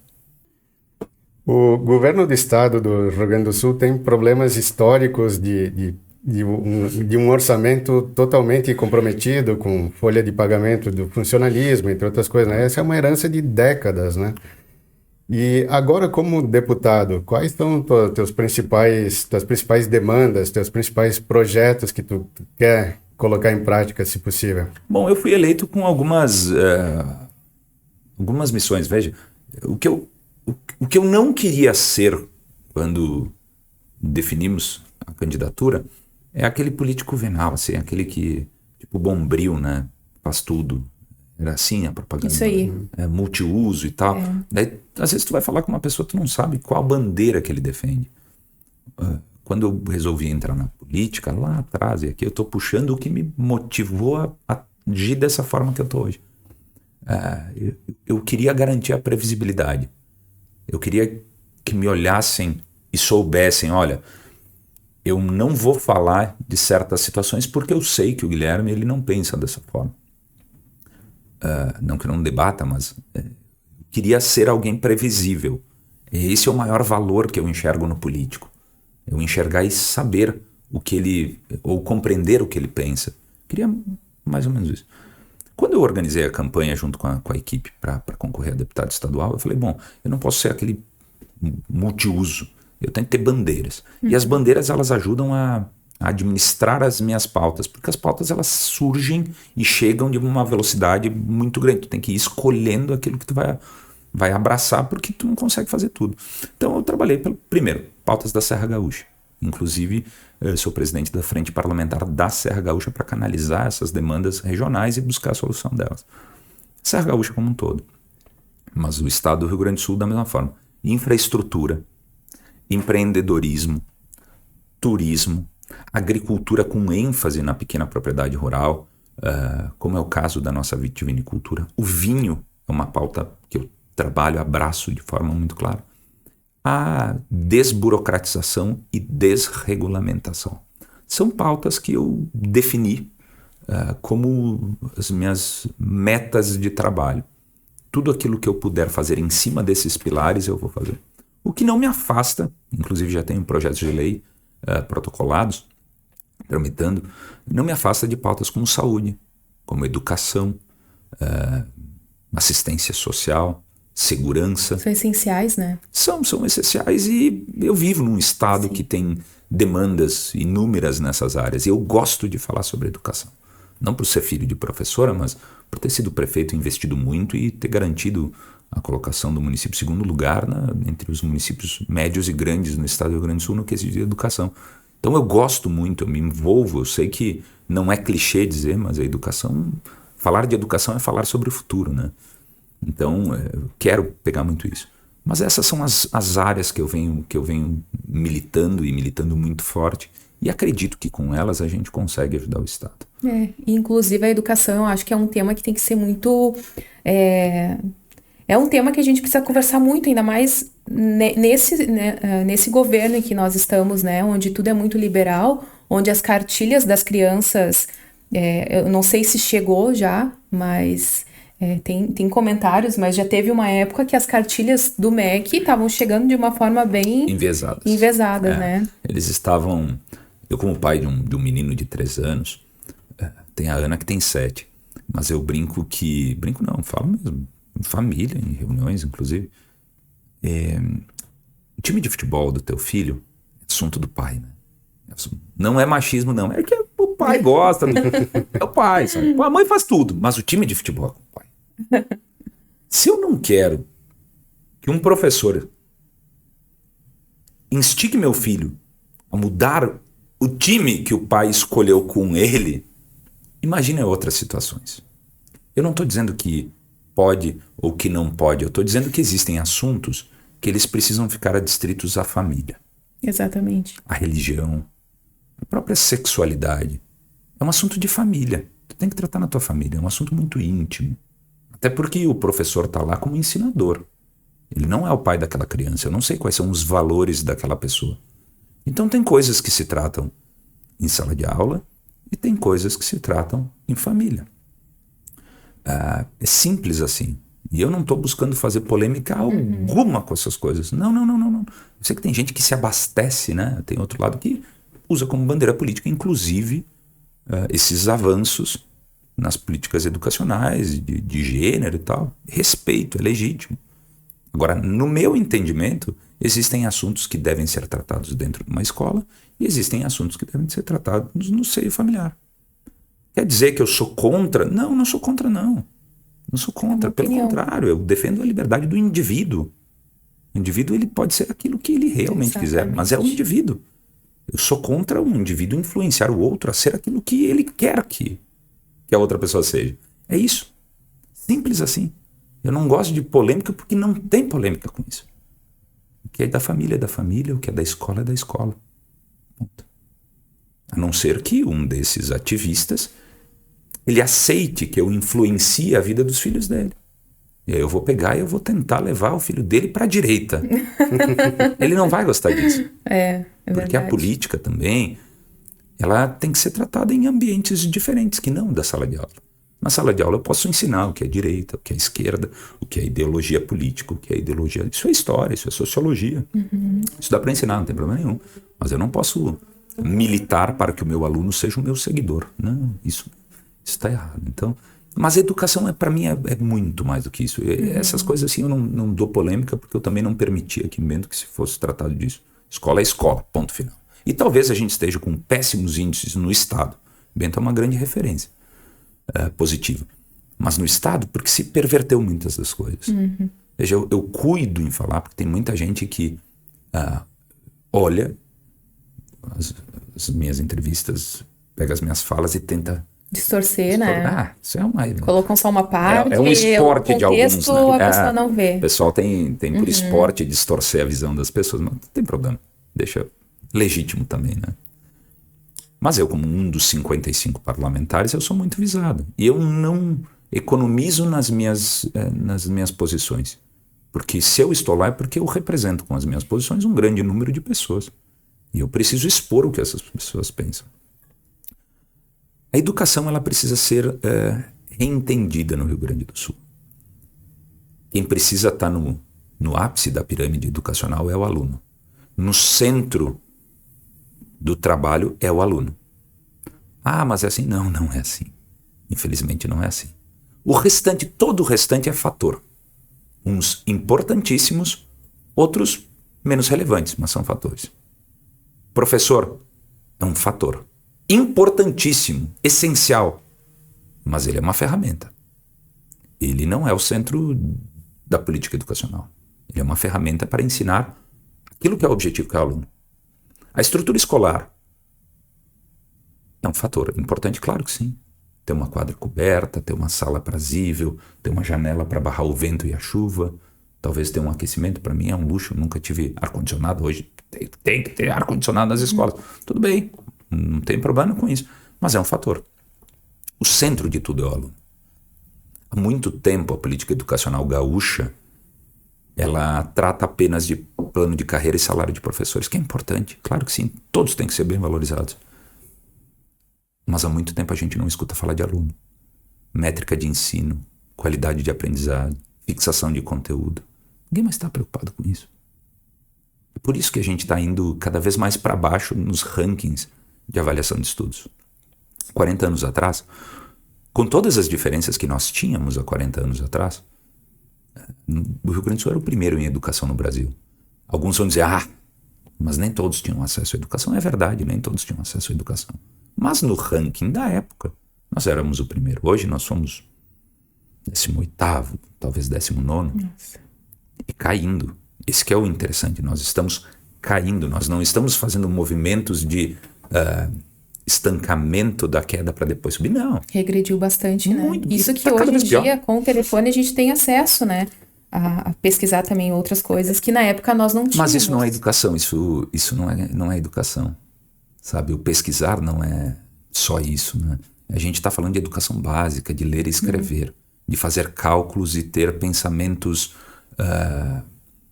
organizados a partir da leitura básica. Se eu tenho acesso à pesquisa, mas eu não sei o que pesquisar, pouco vai me adiantar. E nós estamos falando da educação básica do aluno. A gente está enxergando os jovens chegarem nas universidades com desejo de ter um diploma superior e a gente não consegue entender o porquê. Botaram na nossa cabeça que para ti ser, sei lá, gente, tu tem que ter diploma de ensino superior. E não tem que ter, não. Não tem que ter, não. Tu tem que fazer bem o que for para fazer. Daqui um pouco a gente vai estar cheio de doutor e pouco pedreiro. A gente parou para pensar isso, porque alguém botou na nossa cabeça que a gente tem que ter. Eu acho que tem que ter. Quem quiser ter. Agora, tem que ter curso técnico, tem que ser um ótimo eletricista, vai ser muito bem remunerado por isso.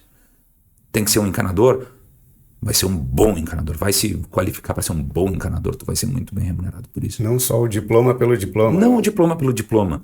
O que eu vejo é uma sequência de frustrações, gente com diplomas de ensino superior e não exercendo as suas funções, e gastou tempo, e gastou dinheiro, e colheu frustração para nada. Isso está faltando porque a gente está num bando de enlatado. Não, tem que fazer curso superior.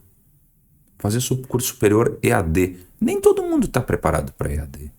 Eu sou uma pessoa que não consigo fazer EAD.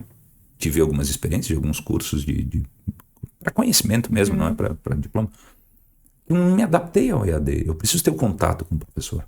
Eu sou questionador e eu aprendo nos meus questionamentos. Então eu preciso estar aqui. Tem gente que não, tem gente que manja pra caramba. Agora, será que esse volume de cursos de EAD e não sei o que, ele cabe para todos? Não cabe para todos. Então, quem é que botou na cabeça dessa sociedade que nós temos que ter diplomas de curso superior? Quem? Para quê? Quem mais vai lucrar, né? A gente tem que ter educação de base, a gente tem que ter memória rápida, a gente tem que saber ler, entender, interpretar o que a gente está lendo. Nós temos que saber escrever, nós temos que fazer cálculos aritméticos para dar lógica nos nossos pensamentos. A gente tem que ter as matérias básicas, por mais que as pessoas... O que eu vou fazer com química? Cara, isso é matéria básica, tu não precisa usar na tua vida, mas tu tem que saber o básico disso. Para quê? Para ser um cidadão. E para saber aonde andar depois. E para saber fazer melhores escolhas no futuro. Mas assim, poucos falam sobre isso e me irrita. E quando tu queres falar... Tem grupos que dizem como é que eles falam hoje. Guilherme, tu não tem lugar de fala. Ué, por que não tem? Não, porque tu não é pedagogo, tu não é professor, ou tu não é de esquerda, porque parece que só a esquerda fala de educação. Eu falo que bom, então vou continuar falando. Talvez tu não quer me escutar, não me escute, mas eu vou continuar falando sobre isso. Eu vou continuar falando que a educação no Rio Grande do Sul só vai melhorar quando a gente colocar o aluno no centro das atenções. E vamos olhar, eu não apoiei o governador Eduardo Leite nessa eleição. Fui um dos coordenadores de campanha lá em 2018, na primeira eleição dele, mas por situações políticas fui me afastando, não apoiei. Tínhamos candidato próprio no primeiro turno e apoiamos um outro candidato no segundo turno, o candidato Onyx Lorenzoni, do PL.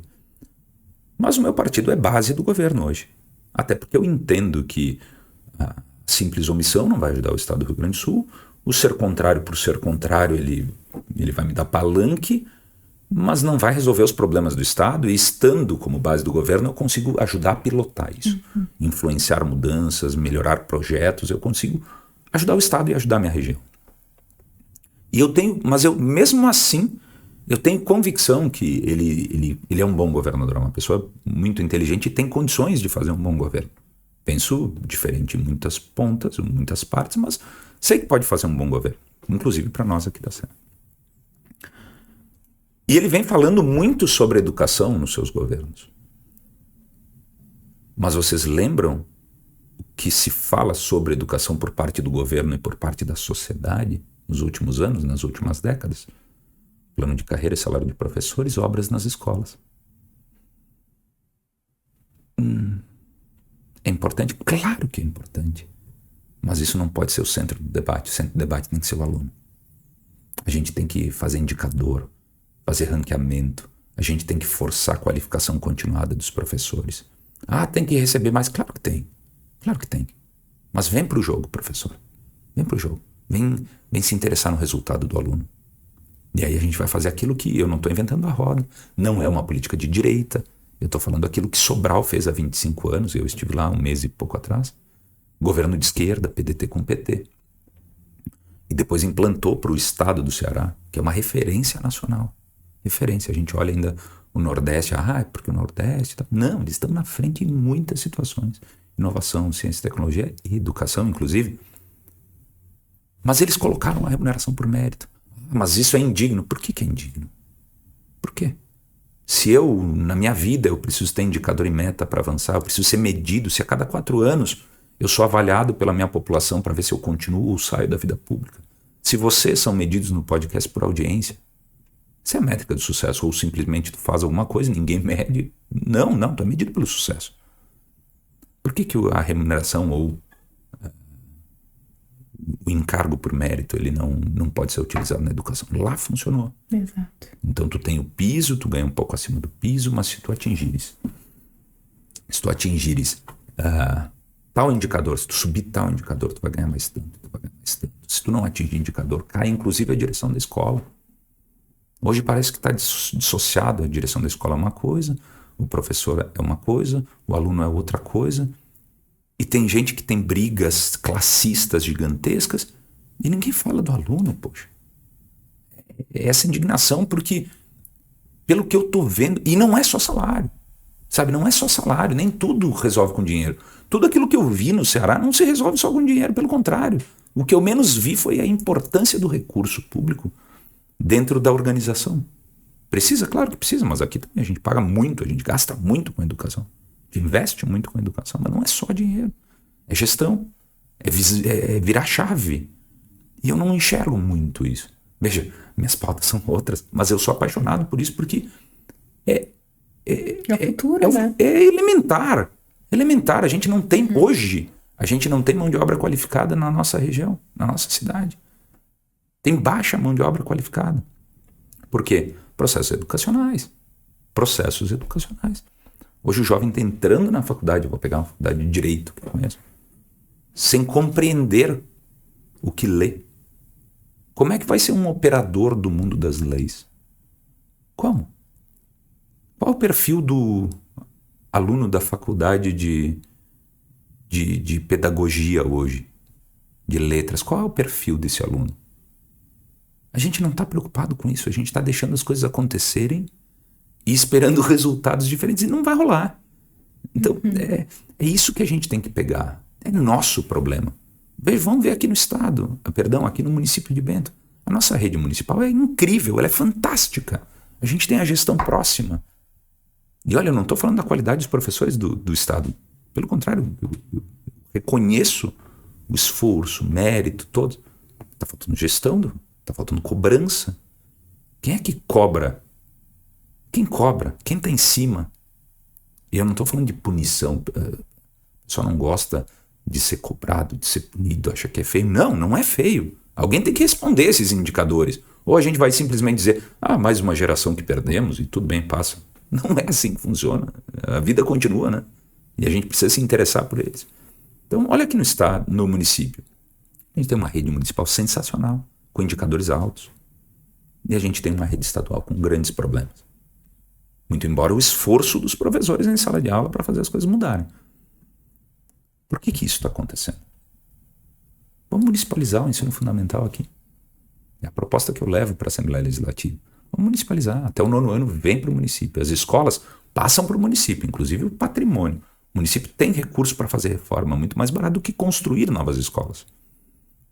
E o Estado fica no ensino médio. Tem pouco professor na rede e tal. Realmente tem pouco professor. Justamente por isso vamos pegar todos esses poucos professores e vamos jogar tudo para o ensino médio. Vamos dar educação de tempo integral para esses jovens no ensino médio, onde está chegando perto da vida real. Está chegando perto. Vamos botar ensino em tempo integral. Mas não tem escola suficiente. Não tem problema. Eu fui para o Pernambuco e vi o modelo que eles fizeram de 2 turnos integrais. Das 7h30 às 14h, uma turma. Das 14h às 21h, a outra turma dos mais velhos. É 21 horas. Por quê? Qual é o problema? Perder a novela? Se é para estudar, tem que estudar. Não é o turno integral normal. Sim, que são 45 horas. Mas também não são as 20 horas de hoje. Tu vai colocar 35 horas. Tu tem um ganho de 15 horas semanais. E é muita coisa para quem está se preparando, quem está estudando para reafirmar conteúdo, para apresentar no outro turno, no caso, uma forma diferente de ensinar a mesma coisa. Tu pode brincar de fazer aprender. Tem condições, mas quem é que está falando por isso? Tem gente que não quer municipar a escola porque não quer perder o cargo de diretor. E eu estou lá preocupado com o cargo de diretor, eu estou preocupado com o aluno. Tem gente que não quer municipalizar alguma escola estadual por... mas é um prejuízo para a educação. Por que prejuízo para a educação? Que prejuízo é esse? Eu estou querendo melhorar e a condição do município é muito maior do que o Estado de conseguir atingir esses pontos de sucesso. Tu é a favor do homeschooling ou tu acha que a gente não está preparado ainda para chegar nesse ponto? E outra dúvida que eu tenho, já que tu falou do ensino médio aí, do foco dos gastos, né? Nos Estados Unidos, o ensino superior ele é pago, né? As faculdades lá são pagas. Tu acha que a gente gasta, que há dinheiro para educação, mas ele é mal gasto? Vamos supor, o governo federal gasta muito em universidades e devia gastar mais no ensino fundamental, no ensino médio. Tu acha que esse direcionamento pode ser alterado? Eu acho não, eu concordo com a tua premissa. Eu acho que tu tem toda a razão. Tenho certeza disso. A gente gasta muito no meio e pouco no fim. A gente gasta muito com projeto e pouco com execução. É assim. Esse é o Rio Grande que nós temos, o Brasil que nós temos. O investimento em universidades federais, ele é importante, sem sombra de dúvidas. Agora, quem é que está sendo beneficiado com os cursos gratuitos das universidades federais? É o hipossuficiente economicamente? É o mais pobre? Não é. Não é. Não é. Será que aqueles que lá estão, eles não têm condições de suportar uma contribuição para manter a educação? Eu acho que sim. Do que eu não consigo compreender. E olha, eu estudei na PUC, estudei na UX. E eu queria estudar na PUC, tinha um sonho. Não sei por quê. Meus tios trabalhavam na PUC, eu acho que era por isso que eu curtia, achava a ideia legal.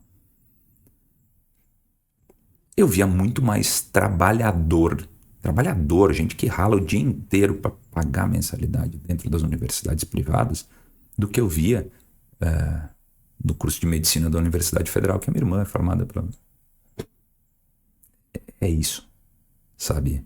E eu não estou dizendo que tem que acabar com a gratuidade, eu só acho que dá para equilibrar as coisas e oportunizar melhor para outras. Acho que a gente gasta muito mal o recurso. E aí, óbvio que vai surgir alguém falando, olha, tá dizendo que tem que precarizar o salário dos professores. Não é isso, não. Não é isso, não. Eu só acho que dá para organizar melhor as situações.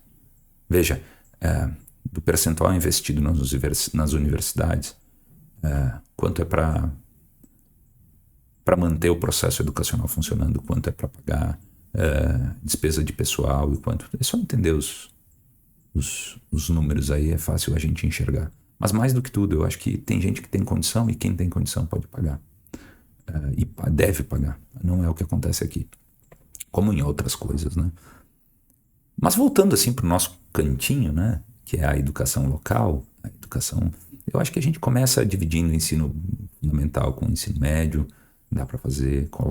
Acho muito legal a remuneração por mérito, por atingimento de metas e objetivos. Acho muito legal as mais ranqueadas fazerem mentoria nas menos ranqueadas e aí tu poder remunerar um pouco mais o professor, bonificar o professor que vai fazer a mentoria, aquela escola que não está subindo o indicador. Eu acho muito legal a gente acabar com a evasão escolar. Acabar com a evasão escolar. Quanto mais o aluno ficar dentro da sala de aula, mais ele vai ter condições de aprender. Tudo isso que eu estou falando é aquilo que fizeram lá. Não estou inventando roda, não estou... mas sim, e governo de esquerda que fez lá em cima. Então, assim, não vem dizer que isso é uma política neoliberal. Dá certo, dá para fazer. Agora tem que sair da retórica, tem que acabar com as corporações. Tem que parar de dizer que tem que deixar do jeito que está, porque do jeito que está ruim. Tem que parar com um sindicato disso, sindicato daquilo. Vamos parar com isso, sabe? Com todo o respeito, vamos parar com isso. Vamos resolver o problema da educação. Não sou contra, não sou a favor de fechar sindicato. Não, é legítimo. Agora, eles não podem ser impeditivo para qualquer processo de melhora. Não pode ser, sabe? O pessoal não tem que parar com a ingenuidade de achar que mantendo os mesmos processos a gente vai atingir resultados diferentes, porque não vai. E vai ficar cada vez mais caro. Hoje a gente tem 2 professores aposentados para 1 ativo no estado do Rio Grande do Sul. Tá grande, o investimento é alto. Tem que parar de pagar. Não estou dizendo isso. Eu estou constatando que não é por falta de investimento. A gente tem uma rede de escola, mais de 2.000 escolas do Estado, 2.700 escolas, se não me engano, do Estado, e não consegue fazer reforma, porque a matriz é muito grande. Não consegue centralizar a licitação em Porto Alegre para fazer a reforma e comprar, sei lá, reformar uma sala de aula. É muito grande, tu não consegue controlar tudo isso. Então a gente tem que quebrar um pouco, cisar, fazer uma cisão de toda essa matriz educacional e deixar para perto. Prefeito, todo mundo toca no prefeito, todo mundo cobra do prefeito, todo mundo consegue encontrar ele. O vereador, todo mundo consegue cobrar. Agora o governador está distante, a secretária de educação está muito distante. Joga para o município vai fazer um bom trabalho.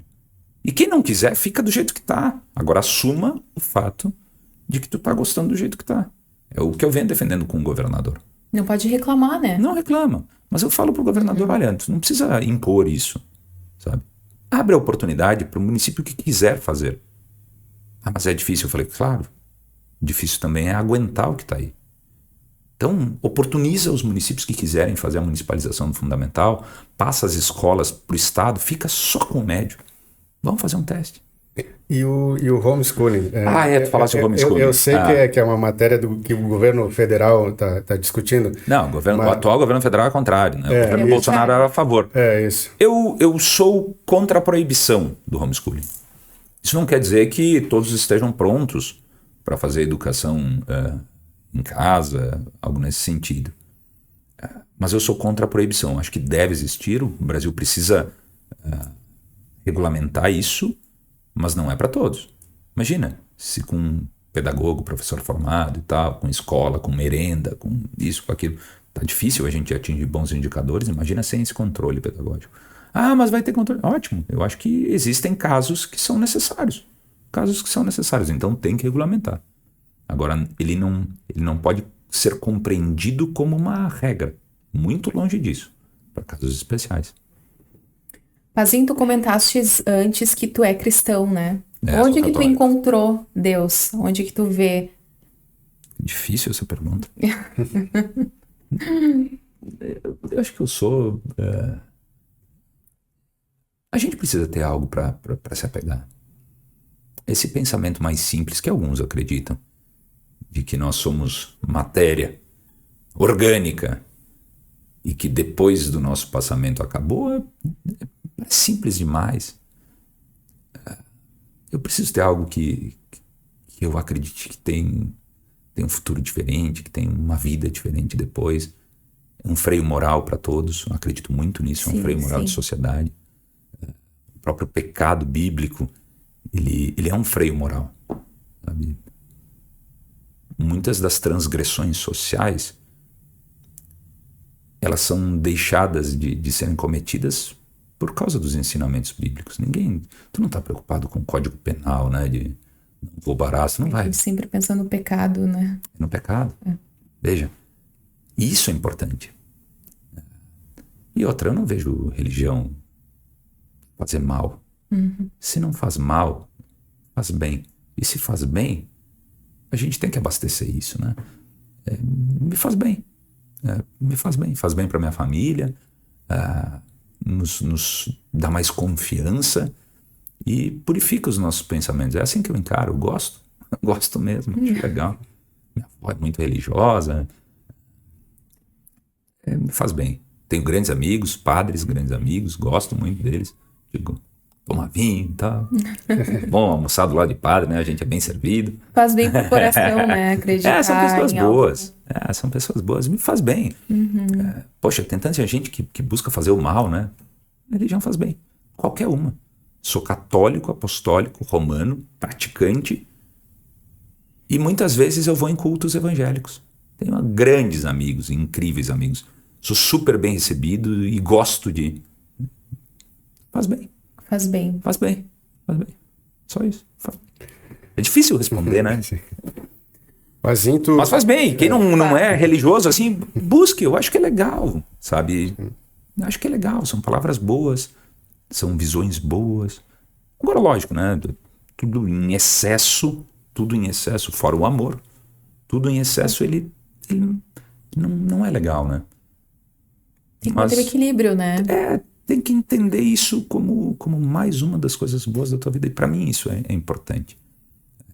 Ajuda a minha família, é uma palavra de conforto, une em propósito uma sociedade, acalma os corações e limpa as mentes.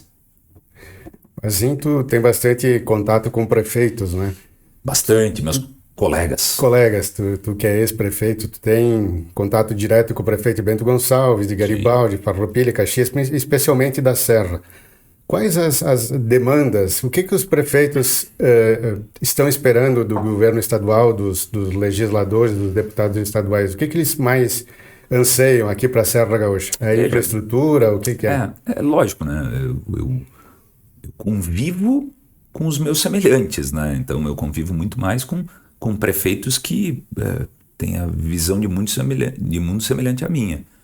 Estes prefeitos, esses gestores municipais, eles olham para o Estado e esperam muito investimento em infraestrutura, um investimento maior, uma atenção maior do Estado na saúde pública, porque a saúde é tripartite, né? Tem o recurso local, tem o recurso do governo federal e também tem o recurso e a atribuição estadual. Esperam muito disso. Esperam a solução de problemas na educação.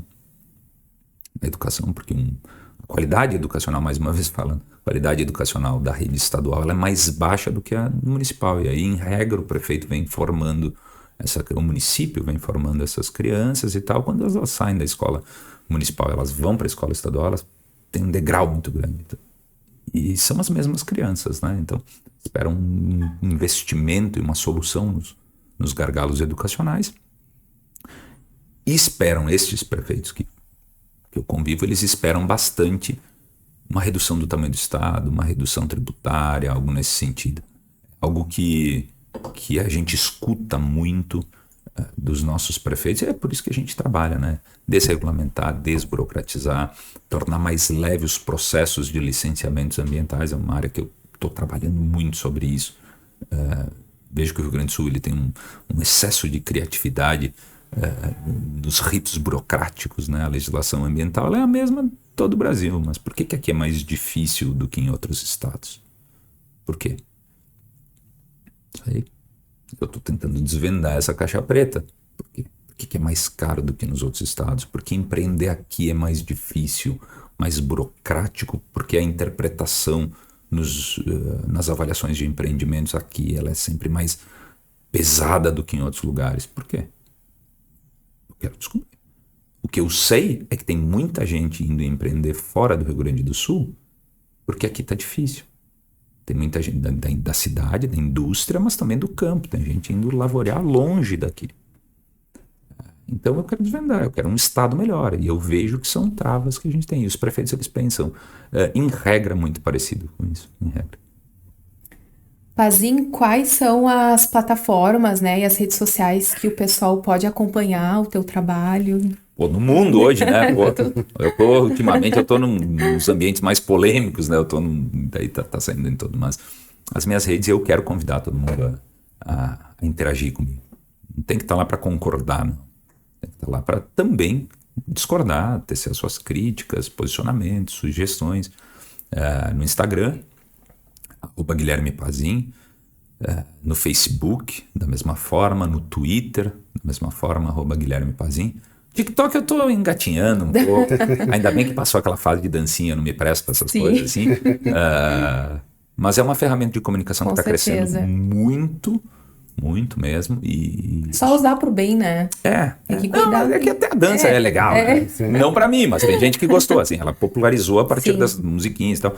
Mas hoje ela está sendo muito, muito pesquisada. Estava lendo um estudo de cerca de 30% das pesquisas realizadas no mundo, elas estão sendo feitas pelo TikTok. Não é mais no Google. Nossa. Que loucura. Isso eu não sabia. Não chegou ainda aqui, assim, mas vai chegar. Vai chegar aqueles que duvidavam no passado das redes e tal. Chegou. E eu uso muito as minhas redes sociais. Quero usar um pouquinho mais para fazer as pessoas conhecerem o trabalho. É demais. Não apenas fazer, mas mostrar o que está sendo feito. E interagir. Gosto muito de interagir com o pessoal. Vocês são prova disso, né? Mas busco usar de forma dosada, né? Dosada. Assim como o vinho, né? Vinho é fantástico, é um alimento, é saúde de forma dosada. Exatamente. Dosada. Não que faça mal o excesso, mas vamos lá. Já que vocês falaram nas redes sociais aí, as redes sociais têm o lado bom e o lado ruim, como toda tecnologia, né? Mas a internet deu voz a quem antes não tinha voz. Os políticos são muito cobrados nas redes sociais ou tem que saber lidar com isso? Faz parte do pacote. Tem que saber lidar. Eu acho que tudo que é novo, ele é, sabe, falta compreensão, assim. Imagina tu dar um microfone para quem não sabe o impacto disso. Vai dar problema. Acho que já passou também o boom da falta de respeito nas redes sociais. Eu vivi aí quando prefeito, puxa, momentos difíceis. Só que tem que saber também, tem que saber interpretar. Não é a crítica o ruim, né? O ruim é a falta de respeito, a falta de educação, a maldade, os perfis falsos, isso aí é a degradação da imagem da pessoa, é ruim. Mas fora isso eu encaro super bem, sabe? Crítica, sugestão, não tem problema não. E outra que a comunicação não é o que eu falo, é que o outro vai entender, né? E tem muita gente que não tem repercussão do impacto. Sabe? Tem gente que escreve lá achando que tá no banheiro de casa. Sim. Sabe? Ele não sabe que tem outra pessoa que tá lendo. Exatamente. E talvez ele não saiba que o político, o artista, quem quer que seja, ele também lê isso. Só que o que ele, com toda certeza, ele não faz ideia é que a mãe do político, a esposa, os filhos, eles também vão ler aquilo. E a pessoa, eu realmente acho que a pessoa não tem essa. Ela não quer te machucar. Ela pensou e digitou e pum, foi. Ela pensou alto, a rede social é assim, nem todo mundo tem a compreensão das coisas ou a formação para entender certas situações. E também não é preciso, é um comportamento social.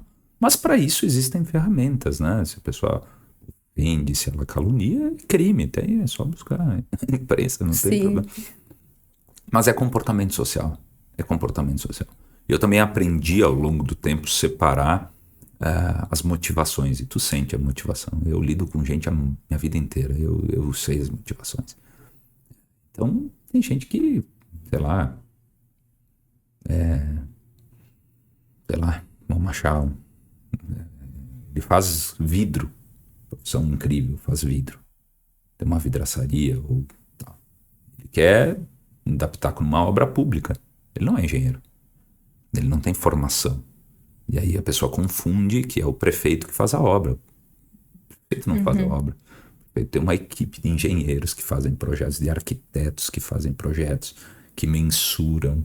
Tem uma equipe de orçamentos para obras que tem uma tabela nacional, tem uma tabela estadual que faz a orçamentação de todos os itens de uma obra, que tem Tribunal de Contas, que tem Ministério Público, que tem todos os veículos de fiscalização internos. E às vezes a pessoa fala que o prefeito fez a obra e quer atacar por alguma motivação. É do jogo, daí tu tem que ir lá, tem que explicar, olha pessoal, não é bem assim que funciona. Tinha gente que falava, mas aquele lá no túnel, eu não faria disso um investimento de 10 milhões e não sei o quê, eu botaria uma sinaleira. Daí tu fica pensando, tá, tu não foi o único a pensar sobre isso, sabe? Teve uma equipe por trás, e as pessoas também pensam várias soluções. Quando tu define certa situação, tu não vai assim, acordei e vai ser aquilo. Não, tu parte da premissa que tu tem que resolver algo. De que forma tu pode resolver algo com a legislação vigente? Com a carta de recomendações do DENIT, que é uma rodovia federal. Com os... tem passarela, alça de acesso, viaduto, túnel ou trincheira, né? É um túnel artificial. Uma trincheira. Tem várias ferramentas, umas podem, outras não podem. O acesso tu não pode fazer ele em curva. Mas o outro tem sim, mas o acesso à alça não pode ser em curva. Lá na alça tu já pode virar, mas antes tu não pode entrar em curva. Sem várias técnicas de gestão. Então tu não escolhe porque tu quer aquilo. Eu quero dessa forma. Não, tu quer resolver o problema. Mas as pessoas opinam, e que bom, às vezes dessas opiniões saem coisas legais. Exatamente. Legais. Faz parte, né? Do jogo. Pazinho, quais os teus próximos planos, digamos assim? tu provavelmente vai continuar na política porque tu ama isso, tu tem vocação, como tu já falou, tu te identificou com a área pública, tu estudou para isso. Tu tem planos de alçar voos maiores, digamos assim, depois se tornar deputado federal, governador? Tá nos teus planos isso? Presidente. Presidente? Veja, é interessante, eu planejo minha vida. Ela é muito bem desenhada e eu trabalho para atingir esses objetivos. Lógico, não é uma obsessão com certas coisas, mas tu pensa o que vai acontecer daqui para frente. Eu acredito que o estado do Rio Grande do Sul ele precisa ter mais atenção. O que me faz compreender nesse prazo mais recente aqui à frente que a Câmara Federal ela não é o meu momento ainda não me atrai o Congresso Nacional por várias situações. Mas lá tem mais recursos. Eu sei que lá tem mais recursos. Mas lá tem mais emendas parlamentares. Eu sei disso. Mas me parece que entre 513 deputados, eu vou sumir. Eu não vou conseguir ajudar o meu estado como eu quero ajudar. E o Brasil vai para frente, não tenha dúvida. O nosso país é forte, tem o agro que é muito pujante, a nossa indústria é muito potente, o Brasil é grande, tu precisa ter gente. Quanto mais gente tu tem no teu país, mais a economia alavanca. Eu me preocupo com o Rio Grande. Isso me faz entender que no futuro breve, eu fico por aqui.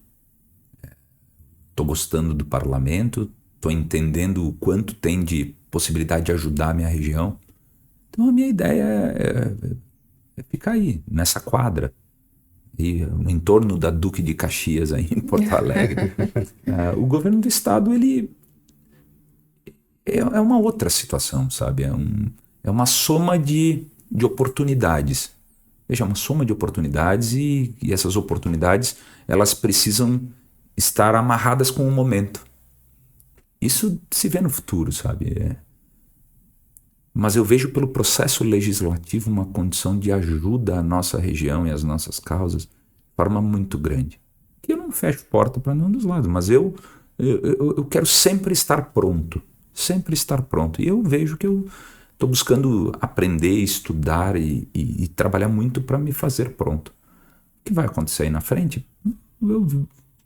Eu realmente acho que eu permaneço mais uma no legislativo estadual. Acho isso. Mas eu quero estar pronto para os desafios e se eu sentir que eu consigo ajudar a minha gente dando outros passos na vida pública, eu vou fazer. Se eu sentir que eu estou pronto e que eu consigo ajudar, a gente vai adiante. Mas não é obsessão. Eu sei o meu momento e eu sei que tudo é uma escala, né? Vai sentindo, né? Eu estou sentindo que eu estou conseguindo ajudar. Por muitas situações. Essa semana a gente trouxe aqui para Bento um congresso de educação incrível. Poxa, se eu não fosse deputado, sim, não ia vir para cá. Sabe? A gente está trabalhando pelo setor da uva, buscando reclassificação tributária. Se não tivesse lá, não ia acontecer. Por quê? Porque não aconteceu até agora. Verdade. A gente está buscando investimentos em infraestrutura numa monta bastante grande. Se não tivesse um deputado, e não só para Bento, para toda a região, se não tivesse um deputado, não ia acontecer. Por quê? Porque o volume de investimentos aqui sempre foi muito aquém daquilo que a gente contribui para o Estado. E eu estou buscando equilibrar essa proporção. Não estou cobrando mais do que os outros, não estou querendo tirar das outras regiões. Eu estou cobrando pura e simplesmente que a gente tenha aquilo que a gente contribui para o desenvolvimento do Estado e da nação. Se não tivesse deputado, não teria acontecido. Não, alguém ia pleitear por outras cidades e por outras regiões. Simples assim. Mas então tu... Não, eu estou dizendo que eu tenho que me esforçar porque eu já vi que é esse o caminho. Eu tenho que me tornar cada vez melhor, eu tenho que qualificar minha equipe cada vez mais, eu tenho que estar mais próximo da minha população o mais tempo possível para buscar essas demandas, para buscar essa energia e voltar a Porto Alegre e ralar muito para buscar fazer valer a pena, né? Então, eu acho que é mais ou menos esse caminho. Eu tô de boa. Bom, então, Pazin, nós estamos quase finalizando, né, então, a nossa entrevista. E agora a gente tem uma última pergunta, né, Marcelo? Se existisse um universo paralelo, né, um multiverso, como que seria o Pazin lá e como que tu gostaria que fosse aquele universo paralelo? Olha, eu seria igualzinho ao que eu sou, mas o universo ele deveria ter 40 horas. Eu acho que se eu pudesse mudar é que o dia fosse mais longo, só isso. E que a vida ela não fosse tão curta, só isso. Nossa, que resposta maravilhosa, hein? O dia é mais longo e a vida não pode ser curta, só isso. Tem alguma outra mensagem que tu queira deixar para as pessoas que estão nos vendo? Bicho, venham fazer política. Façam política. É o que eu quero falar com todos que estão nos assistindo. E participem. E participar de política não é atacar, não é lacrar. Muito embora tenha quem faça. Nada. Mas não é ser contra alguém. É participar. É fazer vida pública. Isso se faz não apenas em câmaras de vereadores, prefeituras ou congressos. Isso se faz na associação de moradores, na capela da igreja. Isso se faz nas entidades empresariais ou laborais. Mas tem que fazer política. Política não é ranço. Política é construção. Política é interação. Política é concordar ou discordar. É convencer ou ser convencido. Sempre com o objetivo puro de fazer por um grupo. Mas façam política. Eu acredito muito nisso. E não falo apenas de política partidária, viu? É política de vida, sabe? Se interessem pelo bem comum, não apenas o bem individual. Essa é a regra. Para mim é isso que a gente tem. A gente se torna uma sociedade melhor. A sociedade ela é composta por comportamentos sociais e não apenas por indivíduos isolados. Então, se a gente tiver essa visão, poxa, coisa muda, as obras acontecem, existem grupos de articulação, conversas com os poderes executivos e legislativos, existe sinergia e a cidade cresce. Eu fiz isso como prefeito. Eu estimulei muito, desde o meu primeiro ano de prefeito, a sociedade. Conversei muito, interagi com todas elas. Veja, nunca teve um senso comunitário tão forte quanto a gente teve lá a partir de 2013. Todos participando, nas feiras, nos eventos, no turismo, todos juntos, em reuniões, conversando com mais pessoas. A cidade cresceu muito. A cidade se desenvolveu muito, oportunizou muito para as pessoas daqui ou pessoas de fora. Para mim, esse é o sentido da vida. Quanto mais a gente interagir, mais resultado dá. Agora, achar que fazer política é ficar no Facebook, no Instagram, xingando e tal, cara, isso talvez massageie o teu ego.